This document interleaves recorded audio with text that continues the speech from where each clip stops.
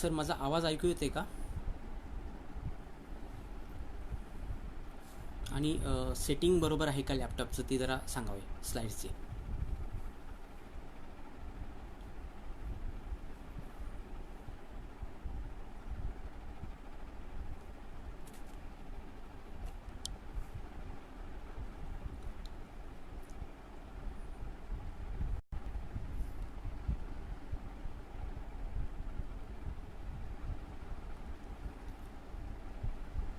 माझा आवाज व्यवस्थित ऐकू येते का? कोणीतरी कमेंट करा. आणि सेटिंग बरोबर आहे का स्क्रीनचं तेवढं सांगावे. जर दिसत नसेल तर कृपया मोबाईल आडवा करावा.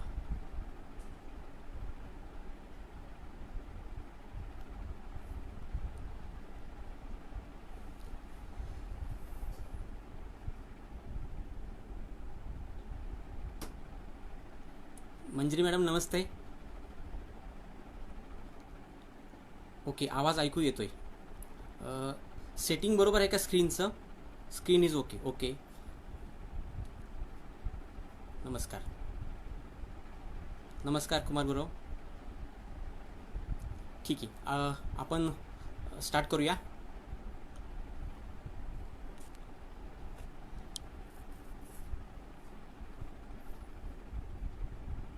ओके, आवाज कमी आहे. ठीक आहे.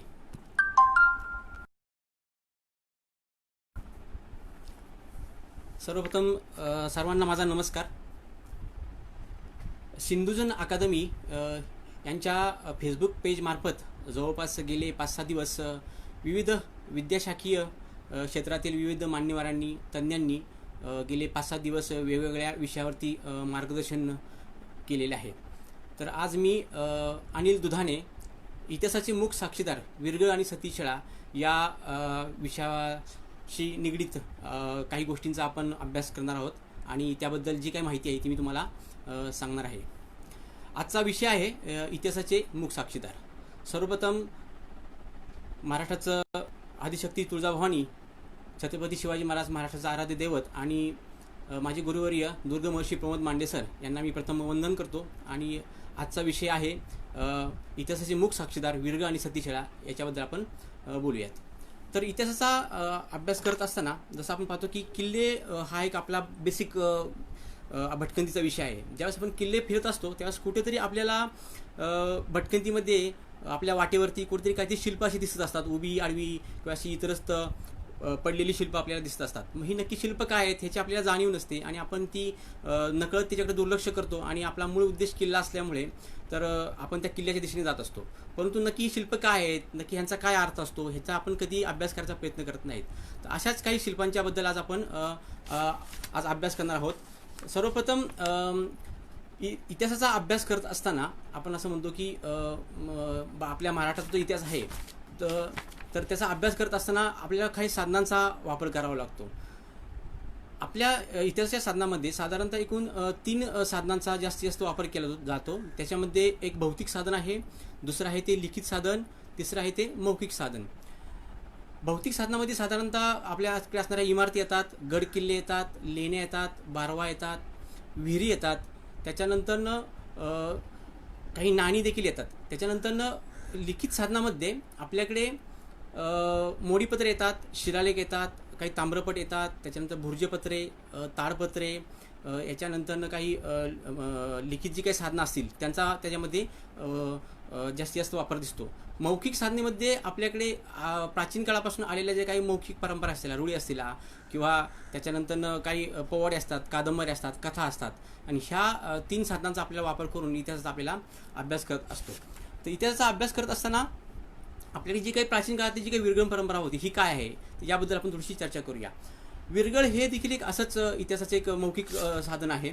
आपण असं म्हणतो की साम्राज्य वाढवताना शत्रू सैन्यासोबत रणकंदन हे अटळ असतं आणि जेव्हा सैन्य उभं राहतं ते मुळातच स्वभूमीचा स्वाभिमान रक्षणासाठीच. त्यामुळे लढाई कोणती असो वीर युद्धाचं रणांगणी मृत्यू होणे क्रमप्राप्त असतं आणि अशाच प्रकारच्या जे काही लढाई आहेत ह्या लढाईमध्ये जे काही वीर मरण पावतात त्यांच्या स्मरणात आपण ही वस्तुरूपी जी काही साधनं आहेत ही उभी करतो, त्याला आपण विरगळ असे म्हणतो. अशाच प्रकारे विरगळ हे एक वस्तुरूपी साधन आहे.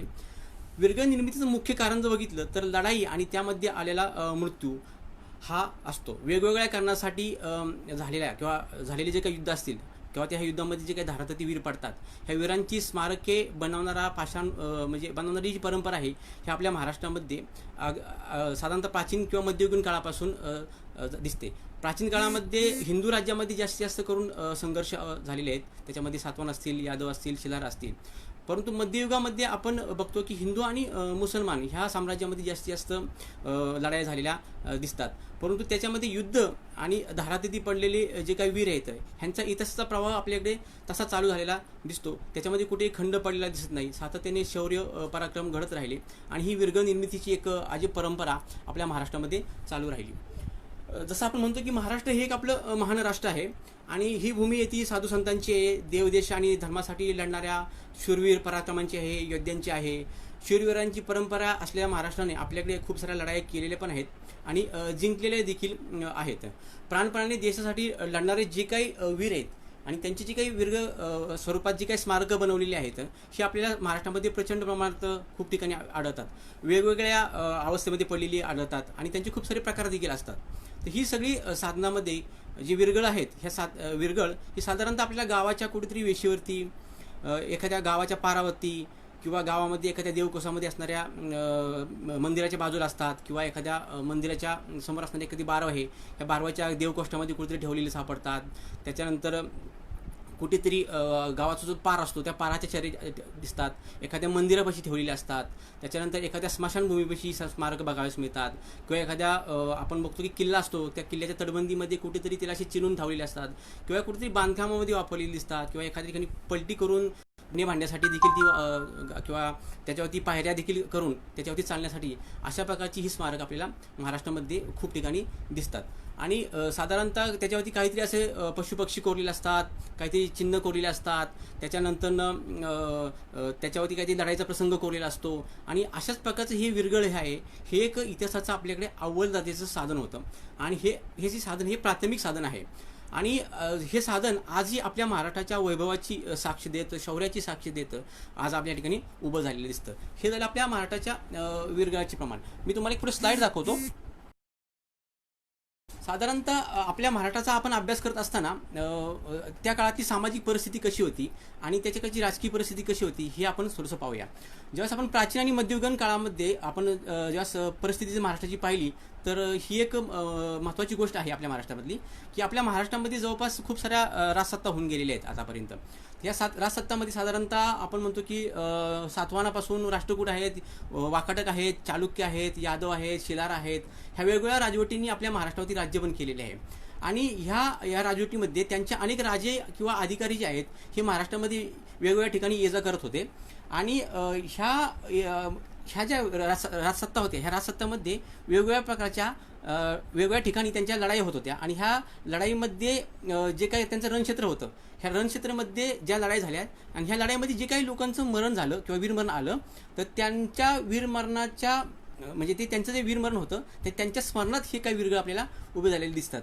आता त्या काळामध्ये जर ह्याला राजकीय परिस्थिती कशी पूरक होती ती पाहून थोडंसं पाहूया आपण की आपल्याकडे महाराष्ट्रामध्ये साधारणतः सामाजिक अंगामध्ये विविध प्रकारच्या रूढी बघतो आपण, परंपरा बघतो, प्रथा बघतो किंवा आपल्याकडे नवस, पुण्य, शपथा किंवा वेगवेगळ्या प्रकारचे पण करणे ह्यांना स्थान होते समाजामध्ये. कोणत्याही चांगल्या गोष्टीची दखल घेणारा आपल्याला महाराष्ट्रामध्ये समाज होता. त्यामुळे सद्गुणी माणसं असतील किंवा चांगले प्रसंग असतील ह्यांचं समाजातनं आपल्याकडे कौतुक होत होतं. आपल्याकडे मोक्ष, स्वर्ग, पाप, त्याच्यानंतर पुण्य ह्या सगळ्या गोष्टी भावना तरळ होत्या. त्याच्यामुळे निर्माण झालेली विरगळ हे गावासाठी फार अभिमानाची आपल्याकडे गोष्ट होती. जसं की आपण म्हणतो की एखाद्या गावामध्ये विरगळ आहे याचा अर्थ काय होतं की आपलं गाव पुण्यवान आहे, पराक्रमी आहे आणि ही आपल्याकडे भावना होती आणि विरगळांना त्या ठिकाणी देव्हाऱ्याप्रमाणे आपल्याकडे स्थान आणि मानाचं स्थान होतं बरं का.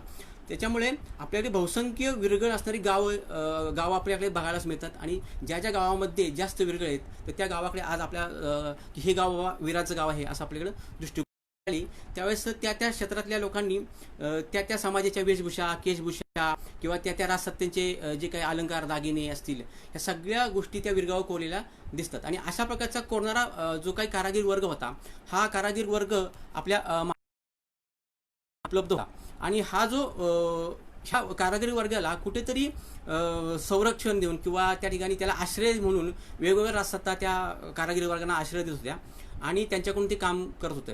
ज्या कसबी शिल्पांनी ही मंदिरं देवळे बनवली तर ह्याच कारागिरींनी विरगळ देखील बनवलेली आपल्याला दिसतात. आता ही विरगळ जर बघितली आपण तर ही विरगळ बनवण्यासाठी त्या काळामध्ये इकडे प्राचीन साहित्य किंवा साधनं काय होती. आपण असं म्हणतो की आपल्या भारताचा जो इतिहास आहे तो आजपर्यंत प्रत्येकाच्या मुखामध्ये म्हणजे नेहमीच असा गौरवलेला आहे. त्यातमध्ये महाराष्ट्र असेल किंवा भारताचे इतर काही राज्य असतील आणि याच भारतामध्ये पराक्रम करून गेलेले वीर असतील किंवा वीरांगना असतील यांना नेहमीच आपल्या आपल्या पूर्वजांची जी काही ख्याती असेल किंवा पराक्रम असेल त्या काळी कुठेतरी नोंद ठेवायची सोय नसल्यामुळे किंवा कागदाचा शोध लागलेला नसल्यामुळे त्यांनी त्यांची नोंद कुठेतरी दगडावरती ठेवलेली आपल्याला दिसते. आता साधारणतः आपल्याकडे महाराष्ट्रामध्ये जर बघितलं तर महाराष्ट्राचा मूलाधार जो कुठला आहे तो सह्याद्री आहे आणि या सह्याद्रीच्या ह्याच्यामध्ये खूप सारी मंदिरं आहेत, लेण्या येतात, बारवा येतात किंवा खूप सारी साधनांची आपल्याला साधनं दिसतात. तर त्याच्यामध्येच विरगळ हे देखील त्या काळामध्ये साधन तयार झालेलं होतं. तर हे साधन बनवण्यासाठी जास्तीत जास्त करून सह्याद्रीतला हा बेसॉल्ट खडक की जी मंदिरं बांधण्यासाठी जो दगड वापरला असतो तर तोच दगड जास्तीत जास्त करून आपल्या महाराष्ट्रामध्ये विरगळ बनवण्यासाठी वापरलेला दिसतो. तर आपल्याकडे कोकणामध्ये थोडासा जांभा दगड जास्त दिसतो. म्हणजे कोकणाचा पश्चिम किनारपट्टीचा जो भाग बघितला आपला किंवा कोकण घाटमाथ्याचा भाग बघितला तर त्या भागामध्ये जास्तीत जास्त करून आपल्याकडे जांभा दगड दिसतो. त्यामुळे तिकडचे जे विरगळ आहे ते थोडेसे ओबडधोबड दिसतात आणि तिथला दगड त्यासाठी पूरक ठरलेला आहे. आणि ह्याच दगडापासून किंवा खडकापासून बेसाळच्या खडकापासून आपल्याला विरगळ जास्त बनवलेले दिसतात. आणि त्या ठिकाणी जे काही ज्या कसबी शिल्पांनी मंदिर बनवली तर त्याच कसबी पाथरवट असतील किंवा जे काही कारागीर होते ह्या कारागिरांनी ही विरगळ बनवलेली दिसतात आणि त्यासाठी छन्नी हातोड्याचा उपयोग करून ही विरगळ आपल्याकडे बनवलेली दिसतात. सर्वात महत्त्वाची गोष्ट की ही वीर संकल्पना आली कुठनं की बाबा एवढ्या लढाई झाल्या तर हे लोक किंवा लढाईमध्ये मारण्यासाठी का तयार झाले तर त्याच्या पाठीमागे अशी कोणती भूमिका होती की बाबा ही लोक लढाई तयार झाली. तर आपल्याला असं म्हणतात की जितेन लभ्यते लक्ष्मी मृतनामी सुरांगणम क्षणविद्विंसिनी काय अंचिता मरणने हा एक कर्नाटकाचा श्लोक आहे. तर याचा अर्थ काय होतो की रणांगणावरती किंवा वीरभूमीवरती एखाद्या व्यक्तीला वीरमरण येणे हे आपल्या भारतीय लोकजीवनामध्ये पुण्यप्रद मानलेलं आहे. आणि महाराष्ट्रामध्ये याचीच प्रचिती देत विरगळ आणि सतीशाळा उभ्या ठाकलेल्या आज आपल्याला दिसतात. की जसं की आपण म्हणतो की महाभारतामध्ये भीष्म असं म्हणतात की जेव्हा शत्रूच्या शरीरातून रक्ताच्या धारा वाहतील त्यावेळेस तो त्याला पापातून मुक्ती मिळेल आणि त्याला तात्काळ स्वर्गाचं स्थान मिळेल. म्हणजेच काय की वीराचा मृत्यू हा कधीही घरात होऊ नये तर त्याचा मृत्यू हा रणांगणावरती आणि तो केवळ बाणाने झाला पाहिजे असे महाभारतामध्ये भीष्म म्हणतात. याचाच एक तुम्हाला संदर्भ देतो की ज्या वेळेस महाभारतामध्ये कौरव आणि पांडवांचं युद्ध चालू झालेलं असतं मग अशा वेळेस या युद्धामध्ये अर्जुन स्वतःचं गांडीव धरून धनुष्य टाकून देतो आणि तो म्हणतो की मी समोर जे लढतोय हे सगळे माझे बंधू आहेत आणि मी यांच्याशी का लढतोय. तर त्यावेळेस अर्जुनाला हे करण्यासाठी म्हणजे अर्जुनाला प्रवृत्त करतात श्रीकृष्ण आणि म्हणतात की ही सगळी जे लोक आहेत ते सगळे आधर्मी येतं आणि तुला यांच्याशी युद्ध करावंच लागेल. आणि त्यावेळेस त्यांना प्रवृत्त करताना ते एक सांगतात की हे अर्जुना हतोवा प्राप्तोशी तस्मा उद्दिष्ट कौंतेया युद्धाय कृतनिश्चय हा भगवद्गीतेतला एक श्लोक आहे 2ऱ्या अध्यायातला 36 नंबरचा. याचा अर्थ काय होतो की हतोवा प्राप्ती स्वर्गा की हे अर्जुना जर तुझा ह्या लढाईमध्ये जर तुझा मृत्यू झाला तर तुला तात्काळ स्वर्गप्राप्ती होणार आहे आणि जर का तुझा ह्या लढाईमध्ये विजय झाला तर तुला पृथ्वीचं राज्य उपभोगायला मिळणार आहे. त्याच्यामुळे हे कुंतीपुत्रा अर्जुना तू उठ आणि युद्धाचा निश्चय कर आणि जे समोर शत्रुसैन्य आहे त्यांना तू हरवून टाक. म्हणजेच काय की समजा जर तुझा रणांगणावरती मृत्यू झाला तर तुला तात्काळ स्वर्गप्राप्ती होणार आहे आणि जर जिंकलास तर तुला पृथ्वीचं राज्य उपभोगास मिळणार आहे. त्याच्यामुळे दोन्ही जे गोष्टी येतात ह्या अतिशय स्वाभिमानाच्या गोष्टी येतात. त्याच्यामुळे हीच परंपरा की समजा एखाद्या व्यक्तीने जर चांगलं काम केलं आणि त्या चांगल्या कामात जर त्याचा जर मृत्यू झाला तर त्याला तात्काळ स्वर्गप्राप्ती होणार आहे आणि हे कुठेतरी जनमानसाच्या जीवनावरती बिंबवलेलं दिसतं. आणि हीच हा जो श्लोक आहे ह्याच श्लोकाच्या प्रेरणेतून आपल्याकडे वीर संकल्पना ही आपल्या महाराष्ट्रामध्ये कुठेतरी रूढ झालेली दिसते. तर त्याच्यानंतर ही विरगळ संकल्पना आपल्याकडे कुठून आली की आपण काय म्हणतो की विरगळ म्हणजे शूरवीरांची स्मारकशाळा आहे. आणि जसं की आपण म्हणतो की राज्याच्या किंवा समाजाच्या हितार्थ कधी कधी साहसी वीर लढाईमध्ये किंवा युद्धामध्ये प्राण गमावतात आणि अशा साहसी वीरांना आपण आपल्याकडे वीर म्हणतो. मग अशा साहसी वीरांची आठवण आपल्या पुढच्या पिढीला राहावी किंवा त्याची माहिती मिळावी, त्यासाठी समाजातील काही व्यक्तीकडून किंवा प्रतिष्ठित व्यक्तीकडून किंवा समाजातल्या किंवा आपल्या कुटुंबाकडून किंवा गावाकडून आदरपूर्वक सन्मानपूर्वक ज्या काही उभ्या केलेल्या शिल्परचना आहेत नाही का, ह्या सगळ्या शिल्परचना कुठेतरी समाजाच्या समोर किंवा व्यक्तींच्या समोर दिसणं गरजेचं होतं. आणि जसं की आपण म्हणतो की कोणतीही व्यक्ती ही समाजाने घालून दिलेले सर्व नित्यनियम सांभाळायचा प्रयत्न करत असते, असे चांगले जीवन जगण्याचा प्रयत्न करत असते की जे जीवन आपल्या मृत्यूनंतर समाजाने कधी विसरू नये आणि ते स्मरण ठेवावे. आणि ह्याच संकल्पनेतून आपल्याला विरगळ तयार झालेले दिसतात. जसं की आपण म्हणतो की भारतीय लोक संस्कृतीमध्ये जिवंतपणी एखाद्या माणसाने किंवा एखाद्या व्यक्तीने समाजासाठी जर चांगलं काम केलं तर हे काम पुण्यकर्म म्हणून आपल्याला ओळखलं जातं. आणि याच भारतीय संस्कृतीमध्ये मृत्यू ही अशी गोष्ट आहे की ती दैवी समजली जाते आपल्याकडे. आणि समजा एखाद्याचा जीव म्हणजे दुसऱ्याचा जीव वाचवण्यासाठी जर एखाद्या वीराचा किंवा एखाद्या व्यक्तीचा मृत्यू झाला तर तो मृत्यू आपल्या समाजाकडून अतिशय आदरणीय ठरवला जातो. आणि अशा पुण्यवान शूरवीरांची स्मारकं किंवा स्मृती जतन करण्यासाठी ही विरगळ निर्मितीची संकल्पना आपल्या महाराष्ट्रामध्ये आलेली दिसते. आता ह्या विरगळांची व्याख्या काय असते, विरगळ म्हणजे नक्की काय, तर आपण असं म्हणतो की एखाद्या शूरवीरास कोणत्याही कारणास्तव, म्हणजे त्याची कारणं खूप असतात, म्हणजे मृत्यूची कारणं वेगवेगळी असू शकतात, तर एखाद्या शूरवीरास कोणत्याही कारणास्तव वीरगती प्राप्त झाली तर त्याच्या स्मरणार्थ उभ्या केलेल्या दगडी शिल्पांना आपण विरगळ असे म्हणतो. तर हे विरगळ आपल्या महाराष्ट्रामध्ये वेगवेगळ्या नावाने ओळखलं जातं. जर थोडासा पश्चिम किनारपट्टीचा भाग किंवा पश्चिम महाराष्ट्राचा भाग बघितलं तर ह्या भागामध्ये याला आपण आपल्याकडे वीर असं म्हटलं जातं. तुम्ही थोडंसं नागपूर परिसरात गेला तर किंवा गौंडवनामध्ये गेला तर त्या ठिकाणी त्या स्मारकाला उसेकाल किंवा सेनोली असं म्हटलं जातं. त्याच्यानंतर आदिवासी जंगल भागामध्ये ह्या गोष्टींना वाघदेव असं संबोधलं जातं. उत्तर भारतामध्ये गेला तर तुम्ही त्याला वीरब्रह्म ह्या नावाने संबोधलं जातं. खाली केरळच्या परिसरात तुम्ही गेला तर याला तर्रा म्हणून समजलं जातं. तर्रा म्हणजे एक प्रकारचं समाधीशिला किंवा स्मारकशिला असं म्हणतात. त्याच्यानंतर कर्नाटकात तुम्ही गेला तर याला वीर कल्लू असं म्हणतात. वीर म्हणजे वीर आणि कल्लू म्हणजे दगड, म्हणजे वीराचा दगड. आणि हाच कल्लू हा अपभ्रंश होऊन त्याचा गळ झाला आणि हीच संकल्पना आपल्या महाराष्ट्रात येऊन त्याचं नाव विरगळ असे झालं. याच विरगळाला आपल्याला इंग्लिशमध्ये हिरोस्टोन्स असे म्हणतात. आता हे विरगळ तयार करायची एक खास पद्धत असते बरं का. विरगळ तयार करत असताना साधारणतः कशी पद्धत असते की सामान्यतः 2 ते 2.5 फूट उंचीचा एक दगड घेतलेला असतो आणि त्याला काही ठराविक लांबी रुंदीमध्ये काही कप्पे कोरलेले असतात आणि ह्या कप्प्यामध्ये 3-4 चौकटी करून त्याच्यामध्ये त्या वीराच्या मृत्यूचं कथेचं, म्हणजे वीराचा मृत्यू कसा झाला आहे ही जी काही कथा आहे ह्या कथेचं अंकन त्या ठिकाणी कोरलेलं दिसतं. आणि साधारणतः जो विरगळ दिसतो आपल्याला तो साधारणतः तुम्हाला मागे सांगितलं की साधारणतः 80% विरगळ हे जास्तीत जास्त करून बेसॉल्ट खडकामध्ये बनवलेले दिसतात. थोडेफार पश्चिम किनारचा भाग हा जांभ्या दगडात आहे आणि काही ठराविक स्पेशल विरगळ हे कुठेतरी शाळीग्रामाच्या दगडामध्ये किंवा काही इतर धातूमध्ये बनवलेले आपल्याला दिसतात. आता विरगळ तयार करत असताना सगळ्यात महत्त्वाची गोष्ट काय असतं तर विरगळ निर्मितीची जी काही हे आहे गोष्ट आहे तर त्याच्यामध्ये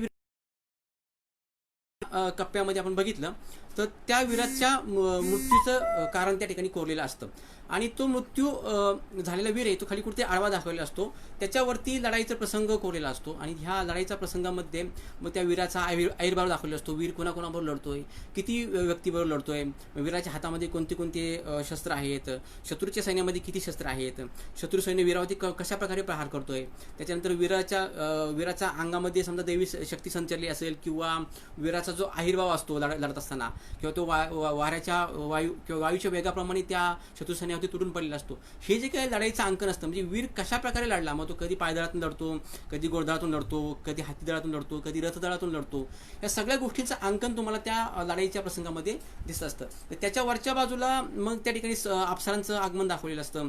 मग ह्या अप्सरा किती आलेल्या येतात, मग स्वर्गातून येताना त्या कशा आलेल्या येतात, मग वीरास त्या कोणत्या प्रकारे स्वर्गामध्ये घेऊन चाललेल्या येतात, कधी कधी त्या अप्सरा खांद्यावरती नेतात तर कधी त्या वीरास मध्ये पालखीतून येतात, कधी विमानातून येतात.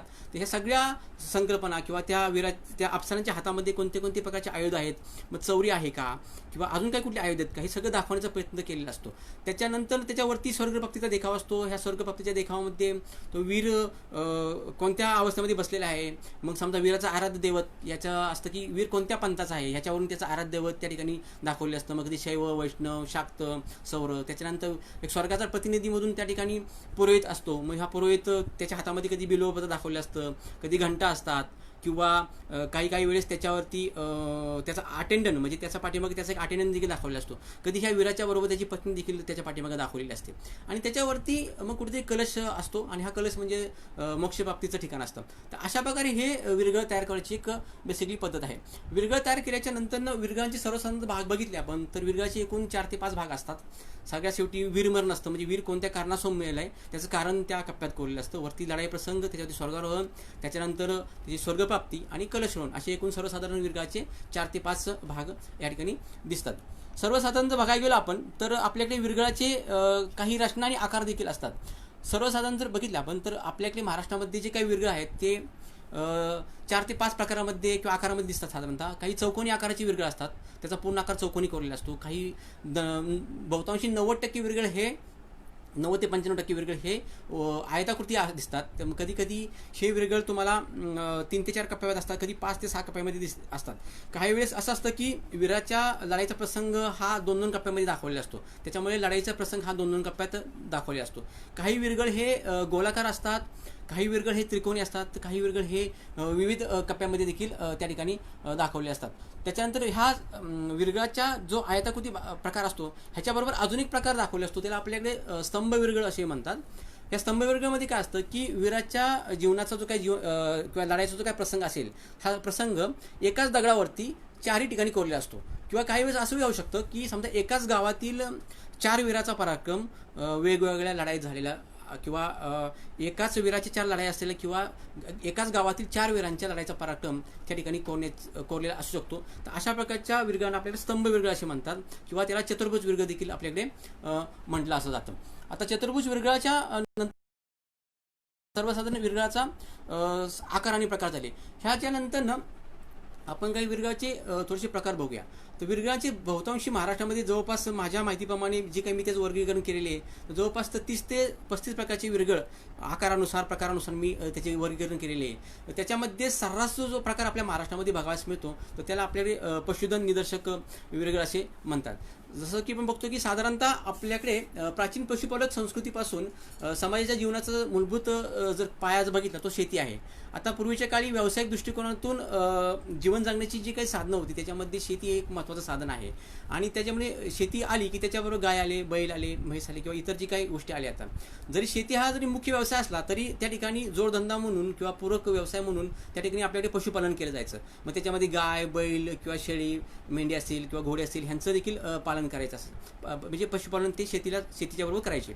मग प्रत्येक गावामध्ये अशा प्रकारचं पशुधन होतं आणि ज्याच्याकडे जास्त पशुधन असेल तर तो व्यक्ती त्या काळामध्ये श्रीमंत समजला जायचा आणि त्या पंचकृषीमध्ये किंवा त्या गावातल्या व्यक्तीकडे किती पशुधन आहे ह्याची म्हणजे साधारणतः माहिती त्या भागातील त्या लोकांकडे असायची. आणि अशा पशुधनाचं संरक्षणाची जबाबदारी म्हणून कधी कधी ह्या पशुधनाचे जे काही जे मालक लोक होते हे राज्याचा आश्रय घ्यायचे किंवा सैनिकांचा आश्रय घेऊन त्यांचा वापर करायचे किंवा सैनिकांचा आश्रय घ्यायचे. तर ह्या पशुधनावरती डोळा असणारी पण लोक असायची. मग अशा प्रकारचं पशुधन कुठेतरी लुटून घेऊन जायचं आणि हे पशुधन ते हल्ला करायचा आणि ते पशुधन पळवून घेऊन जायचा. आता हे पशुधन चोरून नेण्यासाठी हे लोक काय करायचे, त्या पशुधनावरती आक्रमण करायचे. मग कधी कधी ह्या पशुधनावरती अचानक जे काय आक्रमण व्हायचं हे आक्रमण परतवून लावताना एखाद्या शूरवीराचा किंवा एखाद्या गावातला वीर समोर यायचा आणि ते आक्रमण परतवून लावण्याचा प्रयत्न करायचा. आणि अशा प्रकारचं आक्रमण परतवत लावत असताना त्या वीराची जी काही लढाई व्हायची आणि त्या लढाईमध्ये तो वीर मृत्युमुखी पडायचा. मग अशा वीराची आठवण राहावी म्हणून एक विरगळाची निर्मिती झाली. त्याला आपल्याकडे पशुधन निदर्शक विरगळ, पशुधन संरक्षक विरगळ म्हणतो. अशा प्रकारचं विरगळ ओळखण्याची सगळ्यात महत्त्वाची खोंज कोणती असेल तर त्या विरगळाच्या सगळ्यात शेवटच्या कप्प्यामध्ये जर बघितलं आपण तर त्या ठिकाणी अशी पशुची मुखं दाखवलेली असतात. आणि ही जी पशुची मुखं आहेत ह्याच्यावरून आपल्याला साधारण समजतं की हे पशुधन निदर्शक विरगळ आहे. किंवा कधी कधी त्या पशुधनाचा असा कळप दाखवलेला असतो किंवा त्या वीराच्या पाठीमागं देखील हे पशुधन दाखवलेलं असतं. किंवा काही वेळेस हे पशुधन एकच गाय दाखवली असते आणि त्या पशुधनाच्या खाली तो वीर असा आडवा मृत्युमुखी पडलेला आपल्याकडे दाखवतात. तर त्याच्यानंतर अजून एक प्रकार असतो की पशु हल्ला. म्हणजे काय होतं, कधी कधी त्या पशुच्या वरती हल्ला देखील करतात हे काही शत्रुसैन्य असेल किंवा जे काही असे लोक असतात ते. हे पशुधनावरती हल्ला करत असताना ते पशुधन कुठेतरी हाकलून न्यायचं. समोर जे शिलाखंड दिसतो ह्याच्यामध्ये 2 वीर जे आहेत ते संपूर्ण पशुधन हाकलून नेतात आणि ते पशुधन जे आहे ते असं सैरावैरा इकडे तिकडे धावतंय आणि त्याच्या मागे 2 सगळे लागलेले आहेत. तर अशा प्रकारचं एक विरगळ आपल्याकडे महाराष्ट्रामध्ये वेळापूरच्या संग्रहालयामध्ये बघावयास मिळतं. कधी कधी असे होतं की एखाद्या पशुच्या धडकेमध्ये एखाद्या व्यक्तीचा मृत्यू होतो आणि अशा प्रकारचा मृत्यू झाल्याच्या नंतर देखील त्याचं विरगळ बनवलं जातं आणि अशामध्ये ते पशु आणि तो व्यक्ती समोर असे दाखवलेले असतात. ह्याला आपल्याला पशु हल्ला निदर्शक विरगळ असे म्हणतो. पशु हल्ला निदर्शक विरगळ झाल्याच्या नंतर काही पशुची अंकन असलेली विरगळ देखील बघावयास मिळतात. म्हणजे काय असतं की प्रामाणिकपणा आणि लढाऊपणा हा काय फक्त माणसाकडे नसतो, तो एखाद्या पाळीव प्राण्यामध्ये पण असतो. जसं की एखादा गाढव आहे आणि ते गाढव कुंभाराला प्रिय आहे आणि ह्या गाढवाने त्या मालकासाठी आयुष्यभर ओझं वाहिलेलं आहे, आयुष्यभर कष्ट केले, काबाड कष्ट केलेत आणि त्या काबाड कष्टाच्या नंतरनं त्या गाढवाचा सपोज मृत्यू झाला तर साहजिकच त्या मालकाला त्या गाढवाप्रती कुठेतरी कृतज्ञता निर्माण होणं साहजिकच आहे. समजा आपण असं म्हणतो की आपला एखादा जर आवडता प्राणी असेल आणि त्याचा मृत्यू झाला तर त्याचा मृत्यू आपण नेहमी घरात होऊन देतो ना, की गाय असेल किंवा बैल असेल तर आवडता असेल तर तशाच प्रकारे ह्या गाढवाचाच मृत्यू झालेला आहे आणि गाढवाचा मृत्यू झाल्याच्या नंतर त्या गाढवाप्रती कुठेतरी कृतज्ञता प्राप्त झाली तर त्याचं देखील विरगळ बनवलं जात होतं. एक विरगळ आपल्याला भाळवणी या गावामध्ये बघावयास मिळतं सोलापूर जिल्ह्यामध्ये. तर तिथे एका गाढवाचं विरगळ दाखवलेलं आहे. तर त्याच्यामध्ये ते गाढव आणि त्याचे खाली हे त्याचा पिल्लू ह्या ठिकाणी दाखवलेले आहे आणि त्याच्यावरती सूर्यचंद्र करून त्याच्यावरती एक शिवपिंड देखील कोरलेले आहे. याचा अर्थ काय होतं, ते गाढवाचा मृत्यू झालेला आहे आणि कुठे त्या गाढवाचं विरगळ दाखवलेलं असतं. ह्याच्यानंतर कर्नाटकामध्ये एका कोंबड्याचं विरगळ आपल्याला बघावयास मिळतं. याच्यात काय दाखवलेलं आहे की एका कोंबड्याने आपल्या मालकाचा जीव वाचवलेला दाखवला आहे. म्हणजे काय की त्या मालकावरती अचानक हल्ला झालेला आहे आणि त्या कोंबड्याने त्या शत्रुसैन्यावरती झडप घालून त्या शत्रुसैन्याला कुठेतरी हानी पोहोचवायचा प्रयत्न केलेला दिसतो. मात्र या हानीमध्ये त्या कोंबड्याचा मृत्यू झालेला आहे आणि असा प्रकारचा शिलालेख त्या विरगावरती कोरलेला आहे. शेजारी अजून एक कुत्र्याचं विरगळ दाखवलेलं आहे की त्या कुत्र्याने आपल्या मालकाचा जीव वाचवण्याचा प्रयत्न केलेला आहे आणि त्या हल्ल्यामध्ये शत्रुसैन्याच्या त्या कुत्र्याचा मृत्यू झालेला आहे आणि त्याचं विरगळ या ठिकाणी बनवलेलं दिसतं. आपल्याकडे किकली नावाचं एक गाव आहे ह्याच्यामध्ये वाई तालुक्यामध्ये सातारा जिल्ह्यात.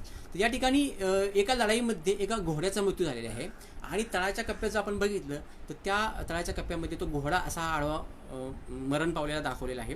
तर अशा प्रकारच्या विरगळाला आपल्याकडे पशुचं अंकन असलेले विरगळ असे म्हणतो. त्याच्यानंतर पुढेच गेलो आपण तर लढाई निदर्शक विरगळ प्रकार आपल्याकडे जास्त बघायला मिळतो. साधारणतः आपल्याकडे प्राचीन काळी राजेशाही होती, त्याच्यामुळे साहजिकच साम्राज्य विस्तार असेल, राज्यरक्षण असेल, परचक्र असेल किंवा इतर जी काही कारणं होती ह्या विविध कारणातून लढाईंना आपल्याकडे तोंड पडत होते. त्याच्यामुळे लढाई हा प्राचीन आणि मध्ययुगीन जीवनाचा स्थायी भाव असल्यामुळे सातत्याने आपल्याकडे लढाया झालेल्या दिसतात आणि त्याच्यामुळे ह्या लढाईमध्ये दोन्ही बाजूकडच्या शत्रुसैन्यामध्ये लोक मरण पावायचे आणि ह्याच लढाईमध्ये जे काही वीर मरण पावायचे त्यांचा हुद्दा जो असायचा तो कमी जास्त असायचा. कधी तो पायदळातला असेल, कधी कधी तो घोडदळातला असेल, कधी तो हत्तीदळातला असेल, कधी कधी तो नौकादळातला असेल. ज्याच्या त्याच्या कॅटेगरीप्रमाणे आपल्याकडे विरगळ तयार झालेले जास्त करून दिसतात. तर ह्याच्यानुसार मी काही ठराविक विरगांचे काही प्रकार केले आहेत. त्याच्यामध्ये पहिला प्रकार जो आहे त्याला आपण पायदळाची लढाई अशी म्हणतो. विरगावरती बहुतांशी सर्रास जो काही प्रकार असतो तो प्रकारचा आपण बघितला तर तो प्रकार आपल्याकडे पायदळ निदर्शक विरगळ दिसतो. ह्या पायदळ निदर्शक विरगळामध्ये काय असतं, साधारणतः एक वीर असतो. हा एक वीर एक जणावर किंवा 2 जणावर हातामध्ये ढाल तलवार घेऊन किंवा कधी कधी भाला असतो, कधी कधी धनुष्यबाण घेऊन शत्रुसैन्यावरती आक्रमण करत असतो आणि ह्याच्यामध्ये त्या लढाईमध्ये त्या वीराचा मृत्यू झालेला आपल्याकडे दाखवतात.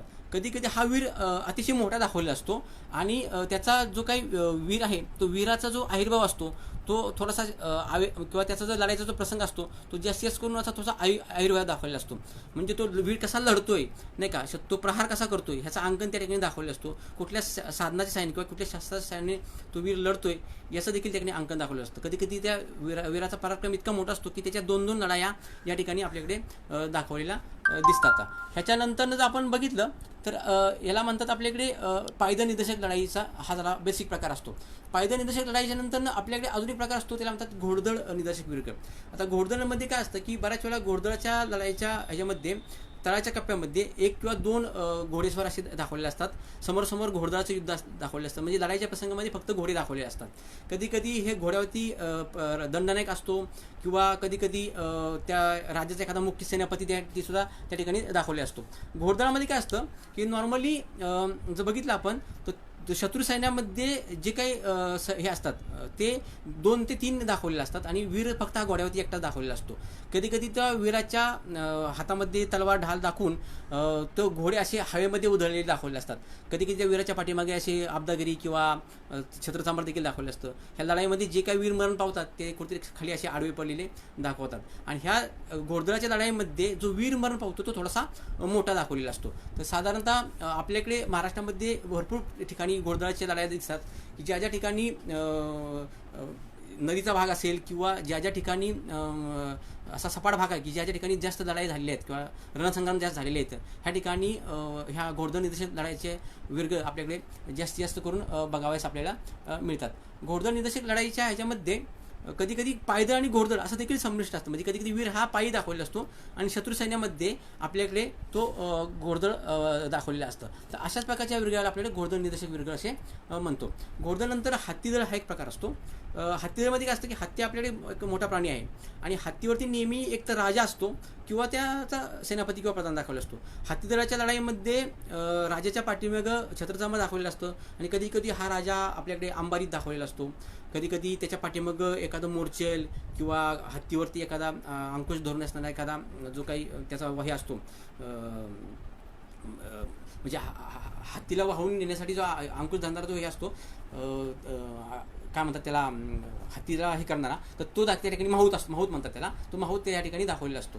तर हत्तीच्या लढाईच्या प्रसंगामध्ये आपण बेसिकली बघितलं तर हत्ती निदर्शक लढाईच्या विर्गामध्ये कधी कधी हत्तीच्या पायी देखील चिरडून टाकलेली माणसं दाखवलेली असतात आणि हत्तीदळाच्या लढाईमध्ये अतिशय मोठा रणसंग्राम दाखवला असतो. याच्यावर काय ठरवतात की फार मोठं युद्ध झालेलं दिसतं आणि ह्या रणसंग्रामामध्ये जे जे काही लोक धारातीर्थी पडतात त्यांचे देखील विरगळ बनवलेले दिसतात. याला आपल्याकडे हत्तीदळ निदर्शक विरगळ असे म्हणतात. कधी कधी या हत्तीच्या सोंडेमध्ये काही काही असे मोठे मोठे गोळे दाखवले असतात की जे एकमेकाच्या वरती ते फेकलेले देखील आपल्याकडे नॉर्मली दिसतात. हत्तीदळ निदर्शक लढाईच्या विरगळामध्ये कधी कधी वीर हा हत्तीवरती जो काही गुर्ज नावाचं एक शस्त्र असतं जे हत्तीला नमवणारं शस्त्र असतं हे शस्त्र देखील त्या ठिकाणी तो लढताना आपल्याकडे दाखवतात.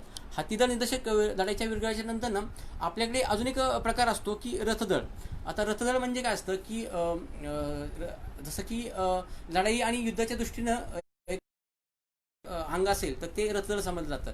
आपल्याकडे महाभारतामध्ये जास्तीत जास्त करून रथ वापरलेले बरेचसे उदाहरण आपल्याला बघावेस मिळतात की ह्या रथावरून आपल्याकडे वेगवेगळ्या प्रकारच्या उपाध्या किंवा उपमा लावलेल्या दिसतात. जसं की रथी, महारथी असेल किंवा अतिरथी हे असे काही उपमा आपल्याला दिसतात.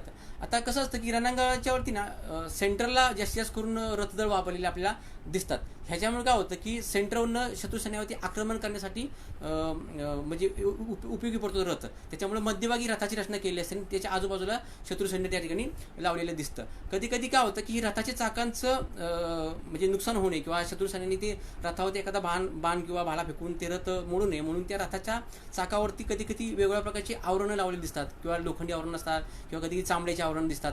तर अशा प्रकारचे रथदळ निदर्शक विरगळ जे आहेत ते आपल्याला बघायला मिळतात. कधी कधी रथाच्या विरगळाच्या वरती काही काही ध्वज देखील दाखवलेले असतात. तर रथदळाचं एकमेव विरगळ माझ्या पाहण्यामध्ये जे आपलं गोव्याचं जे राष्ट्रीय संग्रहालय आहे या राष्ट्रीय संग्रहालयामध्ये एक रथदळाचं एक विरगळ आपल्यास पाहावयास मिळतं. तर ह्याला म्हणायचं की रथदळ निदर्शक विरगळ. त्याच्यानंतर अजून एक प्रकार असतो आपल्याकडे हातगाई निदर्शक विरगळ.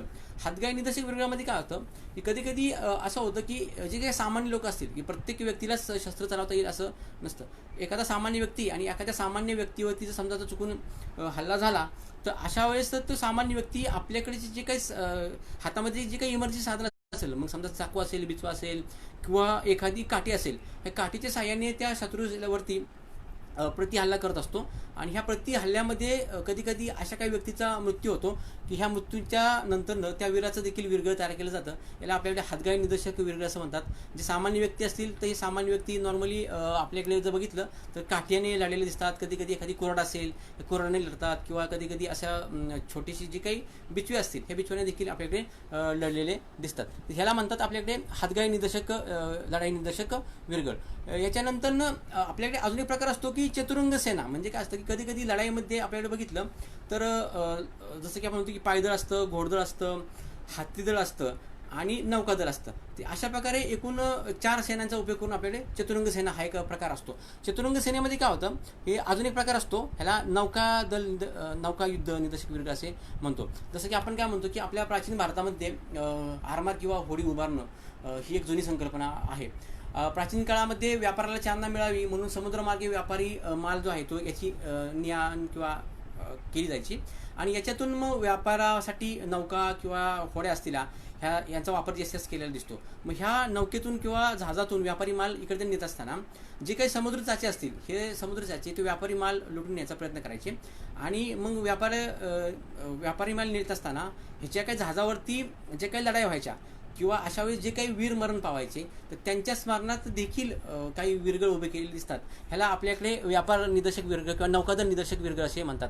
आणि ह्या नौकादलातूनच आपल्याकडे कुठेतरी बंदरांची देखील निर्मिती झालेली किंवा आरमाराची निर्मिती झालेली आपल्याकडे दिसतात. समोर एक वीरगळ दाखवतो तुम्हाला मी की यक्सार या ठिकाणी एक वीरगळ दिसतंय. या ठिकाणी नौकादल निदर्शक लढाईचं अंकन त्या वीरगावाती कोरलेले तळाच्या कप्प्यामध्ये. त्याच्यामध्ये ते 2 लढाई नौका जे आहेत ते एकमेकासमोर ठाकलेल्या दिसत आहेत आणि ते वल्ले जे आहेत ते वल्ले असे मारत मारत ते नौका हाकलण्याचा प्रयत्न करतात आणि त्या ठिकाणी युद्धाचा रणसंग्राम त्या ठिकाणी दाखवलेला आहे. अशाच प्रकारचं आधुनिक वीरगळ तुम्हाला गोव्याच्या राष्ट्रीय संग्रहालयामध्ये बघावयास मिळतात. ह्याच्यावरती डायरेक्टली त्या राजवटींचे शिलालेख कोरलेले आहेत. म्हणजे काही कदंब राजवट होती, ह्या कदंब राजवटीमध्ये जे काही शिलालेख कोरले आहेत हे शिलालेखाचं अंकन ह्या वीरगावावरती कोरलेलं आहे. त्याच्यामुळे हे वीरगळ कोणत्या काळातलं हे आपल्याला समजू शकतं. ह्याच्यानंतर आधुनिक वीरगळ जे आहे ते चालुक्य राजवटीतलं आहे. हेही वीरगळ आपल्याला त्या ठिकाणी बघावयास मिळतं. हे अतिशय अखिरेखीव वीरगळ आहे. ह्याच्यामध्ये त्या वीराने त्या नौकेवरती हल्ला केलेला आहे आणि त्या हल्ल्यामध्ये त्या वीराचा मृत्यू झालेला दिसतोय आणि त्या वीराचा पराक्रम इतका मोठा आहे की त्याला तात्काळ स्वर्गातून अप्सरा नेण्यासाठी आलेल्या आहेत आणि या अप्सरा त्यास मोर्चेल घेऊन किंवा त्या अप्सरांच्या गराड्यामध्ये तो वीर स्वर्गलोकी गेलेला आहे. याच्यावरून त्या वीराचा पराक्रम किती मोठा आहे हे आपल्यास त्या ठिकाणी त्या कारागिराने दाखवण्याचा प्रयत्न केलेला दिसतो. ह्या नौकादल निदर्शक वीरगळाच्या नंतरनं जर बघितलं आपलं तर आपल्याला अजून एक प्रकार असतो दंडनायक. आता दंडनायक म्हणजे काय असतं की दंडनायक म्हणजे राज्याचा किंवा सेनेचा मुख्य प्रधान असतो किंवा एक मोठा अधिकारी असतो. जसं की आपण की साम्राज्य रक्षण किंवा साम्राज्य विस्तार ह्याच्यातून आपल्याकडे जास्तीत जास्त करून लढाई झालेल्या दिसतात. त्याच्यातून काय करतात की लढाईतून मग एकमेकाचा प्रदेश आपण जिंकून घ्यायचा. मग एकमेकाचा प्रदेश जिंकून घेतल्याच्या नंतरनं मग कुठेतरी आपल्या राज्याच्या सीमा आपल्याला निश्चित करायला लागायच्या. मग समजा आपण एवढा प्रदेश जिंकलेला आहे तर त्याची कुठेतरी सीमा निश्चित करायची. मग अशा सीमेवरती काही लोकांची नेमणूक केली जायची. ह्या नेमणूक केलेल्या लोकांना आपल्याकडे दंडनायक असे म्हणतात. मग ह्या दंडनायकांची आपापसातली जी काही लढाई झालेली आहे आणि ह्या लढाईमध्ये जे काही वीर मरण पावलेले आहेत किंवा जे काही सेनापती मरण पावलेले आहेत तर त्यांचं जे वीरगळ तयार केलं जातं त्याला दंडनायक निदर्शक वीरगळ असे म्हणतात. दंडनायक निदर्शक वीरगळ ओळखण्याची सगळ्यात महत्त्वाची खूण कोणती असेल तर तो जो काही वीर असतो दंडनायक असतो तो घोड्यावरती असतो आणि त्याच्या पाठीमागं छत्रचामर उभा घेऊन घेतलेला एखादा व्यक्ती दाखवलेला असतो. कधी कधी हा दंडनायक पायी दाखवलेला असतो मात्र त्याच्या पाठीमागे छत्रचामर कायम कोरलेलं असतं.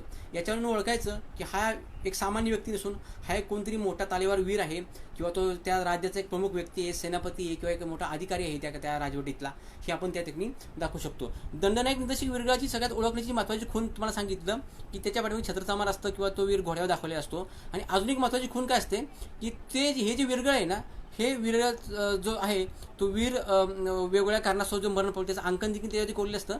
आणि हे जे वीरगळ आहे ना अतिशय आकाराने मोठं असतं आणि त्याचा जर आकार बघितला आपण तो अतिशय मोठा दाखवला. साधारणतः 4 ते 5 फूट उंचीचे वीरगळ तयार केलेले दिसतात.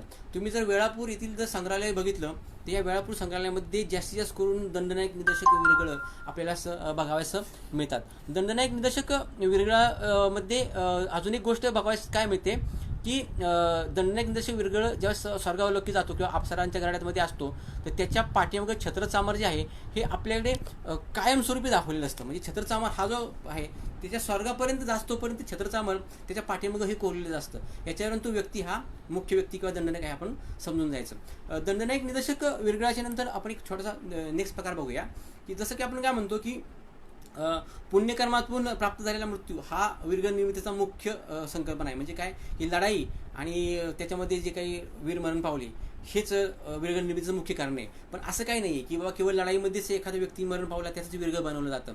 तर असं काही नाही. तर काही धार्मिक कारणं देखील त्या ठिकाणी आपल्याला दिसतात. जसं की वीरगळ निर्मितीची खूप सारी कारणं असतात, की समजा एखादं कारण असं आहे की एक राजा आहे, ह्या आपल्या राजाला युद्धामध्ये विजय मिळावा, किंवा आपल्या राज्यावरती एखादं अचानक संकट आलेलं आहे त्याचं निवारण व्हावं, राज्यामध्ये कुठेतरी रोगराई आलेली आहे, किंवा राजाला पुत्रप्राप्ती व्हावी, किंवा राजाचा विजय युद्धामध्ये व्हावा. आणि जर ह्या सगळ्या गोष्टी झाल्या तर मी माझं शिरकमल जे आहे ते देवाला अर्पण करेन किंवा राजाला अर्पण करेन, असे शपथा नवस केले जायचे. आणि साहजिकच एखादी ती घटना घडली किंवा राज्यावरचं संकट दूर झालं किंवा त्यांचं संकटाचं निवारण झालं, तर साहजिकच ज्या व्यक्तीनं तो काय पण केलेला असेल तो पण त्याला पूर्ण करावाच लागेल. आणि अशा गोष्टीकडे समाजाचं लक्ष देखील असायचं, कारण की ती पण किंवा शपथा त्याने कुठेतरी समाजाच्या समोर घेतलेल्या असायच्या. मग त्याच्यामुळे त्या व्यक्तीला त्याचं शिरकलम जे आहे ते कलम किंवा शिरकमल जे आहे ते कुठेतरी कलम करावं लागायचं आणि ते देवाला अर्पण करावं लागायचं. जर तुम्ही तुम्हाला एक वीरगळ दाखवतो मी समोर. मंगळवेढा या ठिकाणी एक वीरगळ आहे, बलिदान निदर्शक वीरगळ. ह्याला आपल्याकडे बलिदान निदर्शक वीरगळ असं म्हणतात. ह्याच्यामध्ये काय होतं की आपल्याकडे जो वीर आहे तो समाजापुढं अशी शपथ घेतो आणि त्याच्यानंतरनं त्या वीराच्या शपथ पूर्ण झाल्याच्या नंतर त्या वीराची हत्तीवरून मिरवणूक काढली जाते, राजाच्या बरोबर असते. नंतर त्याला वाजत गाजत समाजासमोर आणलं जातं आणि त्याचं जे काही शिरकमल आहे ते कुठेतरी उद्ध्वस्त केलं जातं किंवा त्याचं शिरकमल कापलं जातं आणि ते एका तबकामध्ये ठेवून ते देवाला अर्पण केलं जातं. तर अशाच प्रकारच्या वीराला आपल्याकडे बलिदान निदर्शक वीरगळ असे म्हणतात. बलिदान निदर्शक वीरगळामध्ये अजून एक प्रकार असतो की त्याचं जे काही शिरकमल असेल ते स्वतः कापत नाही, ते शिरकमल कुठेतरी दुसरा व्यक्ती कापतो. म्हणजे राजाचा कोण अधिकारी असेल किंवा एखादा व्यक्ती असेल तर तो कमल कापून किंवा ते शिर कापून ते तबकामध्ये ठेवलं जातं आणि नंतर मग ते देवाला अर्पण केलं जातं. शिरकलम कापत असताना अजून एक प्रकार असतो की ते कधी कधी ते मागून कापलं जातं, कधी ते फुरून कापलं जातं, किंवा कधी कधी काही स्त्रियांचं देखील शिरकलम केलेली वीरगळ आपल्याला बघायला मिळतं. कधी कधी दोन वीर देखील किंवा दोन भाऊ देखील पण करतात. मग अशा त्या दोन्ही भावांचं शिर जे आहे ते कलम केलं जातं. त्याच्यानंतर एका स्त्रीचं देखील याकडे वीरगळ दिसतंय. नाशिक जिल्ह्यामध्ये वीरगळ आपल्याला सापडतं. तर याला म्हणतात आपल्याकडे बलिदान निदर्शक वीरगळ. आता बलिदान निदर्शक वीरगळाच्या नंतर अजून एक प्रकार असतो की आत्मबलिदान निदर्शक वीरगळ, म्हणजे सेल्फ सॅक्रिफाईस करायचं. की बलिदान आणि आत्मबलिदान ह्याच्यामध्ये फरक असतो. बलिदान हे सर्वसमक्ष केलं जातं, म्हणजे समाजासमोर केलं जातं. मात्र आत्मबलिदान हे एकट्यानेच करायचं असतं, म्हणजे कुठेतरी ते जंगलामध्ये किंवा एखाद्या ठिकाणी निवांत किंवा एखाद्या एकांतामध्ये किंवा ज्या ठिकाणी एखादा देव असेल, मंदिर असेल एकांतातलं, तर त्या ठिकाणी किंवा एखादा सोळाचा पाषाण किंवा एखादा खांब असतो ह्या खांबासमोर केलं जातं. ह्याला आपल्याला आत्मबलिदान निदर्शक वीरगळ असे म्हणतात. ह्याच्यामध्ये काय होतं की धार्मिक भावना असते किंवा धार्मिक पुण्यकर्मातून समजा जर मला काही एखादी गोष्ट करायची असेल तर त्या ठिकाणी माझं स्वतःचं श्रीकलम जे आहे ते मी स्वतः कापेन आणि ते देवाला अर्पण करेन. तर अशाच प्रकारच्या वीरगळाला आपल्याला बलिदान निदर्शक वीरगळ असं म्हणतात. समोर एक स्लाइड दिसते, याला आत्मबलिदान निदर्शक वीरगळ असं म्हणतात. ह्याच्यामध्ये त्या व्यक्तीने स्वतःचं जे शिर आहे ते स्वतःच कापलेलं आहे आणि त्यासाठी त्याने कापून ते शिर असे खाली ठेवलेले आहे. आत्मबलिदान निदर्शक वीरगळामध्ये कुठलाही इतर व्यक्ती दाखवलेला नसतो, तो फक्त एकटाच दाखवलेला असतो. याच्यानंतर तो कधी कधी स्वतःचं जे काही आत्मबलिदान आहे हे एखाद्या खांबासमोर किंवा एखादा सोळाचा पाषाण असतो ह्या पाषाणासमोर ते शिर जे आहे ते कलम करण्याचा प्रयत्न करतो. याला आपल्याकडे आत्मबलिदान निदर्शक वीरगळ असे म्हणतात. आत्मबलिदान निदर्शक वीरगळाच्या नंतर ना आपल्याकडे किल्ल्यांचा एक प्रकार असतो, किल्ले निदर्शक वीरगळ. म्हणजे काय की किल्ले निदर्शक वीरगळ ओळखण्याची सगळ्यात महत्त्वाची खुंज कोणती असेल तर त्या वीरगळावरती आपल्याकडे किल्ल्याचं अंकन कोरलेलं असतं. म्हणजे काय असतं की किल्ल्याची तटबंदी किंवा चर्या ह्या त्या वीरगळावरती कोरलेल्या असतात. याच्यातून त्याचे 2-3 प्रकार पडलेले असतात की किल्ल्यावरील हल्ला निदर्शक वीरगळ. म्हणजे काय की समजा कधी कधी एखादा वीर एखाद्या किल्ल्यावरती हल्ला करतो आणि तो किल्ला जिंकण्याचा प्रयत्न करत असतो आणि कधी कधी मग किल्ल्यातून जे काही शत्रू सैन्य असेल ते शत्रू सैन्य त्याला प्रतिकार करतं आणि त्या प्रतिकारामध्ये किंवा त्या लढाईमध्ये त्या वीराचा मृत्यू होतो आणि त्याला आपल्याकडे किल्ल्यावरील हल्ला निदर्शक वीरगळ असे म्हणतात. या वीरगळ ओळखण्याची तुम्हाला मगाशी सांगितली खूण की त्याच्यावरती तटबंदी किंवा चर्या आपल्याकडे स्पष्टपणे कोरलेल्या असतात. कधी कधी काय होतं किल्ला संरक्षण वीरगळ असे म्हणतात की किल्ल्याच्या आतमध्ये वीर असतो आणि बाहेरून शत्रू सैन्य आक्रमण करतं आणि अशा वेळेस कधी कधी तो किल्ल्यावर हल्ला जो झालेला असतो तो हल्ला परतवत असताना तो वीर मृत्युमुखी पडतो. त्याला आपल्याकडे किल्ला संरक्षण वीरगळ असे म्हणतात.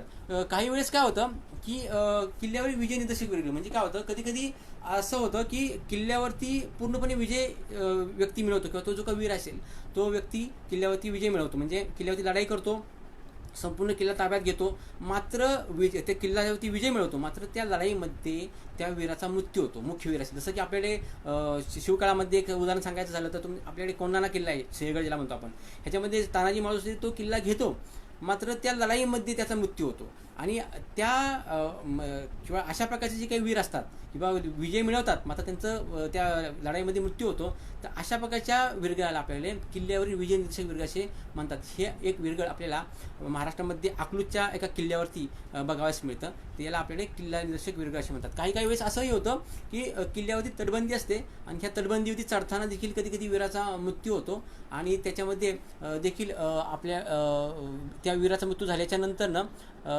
त्याचं वीरगळ बनवलं जातं. त्याला आपल्याला किल्ल्यावरील तटबंदी निदर्शक वीरगळ असे म्हणतो.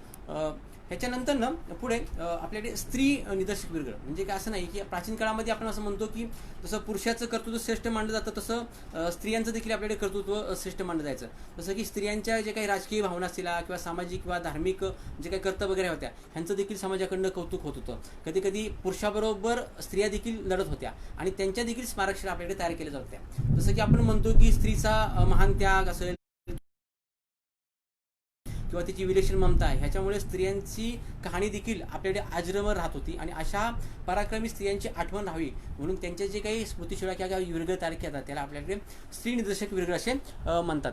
स्त्री निदर्शक वीरगळ ओळखण्याची महत्त्वाची खूण म्हणजे की त्या वीरगळावरती साधारणतः स्त्री दाखवलेली असते आणि त्या स्त्रिया पुरुषाशी लढताना किंवा शत्रुसेनेशी लढताना दाखवल्या असतात. कधी कधी त्या स्त्रियांच्या वर्मी घाव झालेला दिसतो आणि ह्याच्यामध्ये त्या स्त्रियांचा मृत्यू पडतो. काही वेळेस कधी कधी पुरुष आणि स्त्रिया ह्या देखील एकत्र दाखवल्या असतात. आणि सगळ्यात या वीरगळामध्ये तुम्हाला दिसेल की तळाच्या कप्प्यामध्ये ती स्त्री आणि पुरुष एकत्र मरण पावलेले आहेत आणि दोन्हींचा वरती लढाईचा प्रसंग दाखवलेला आहे.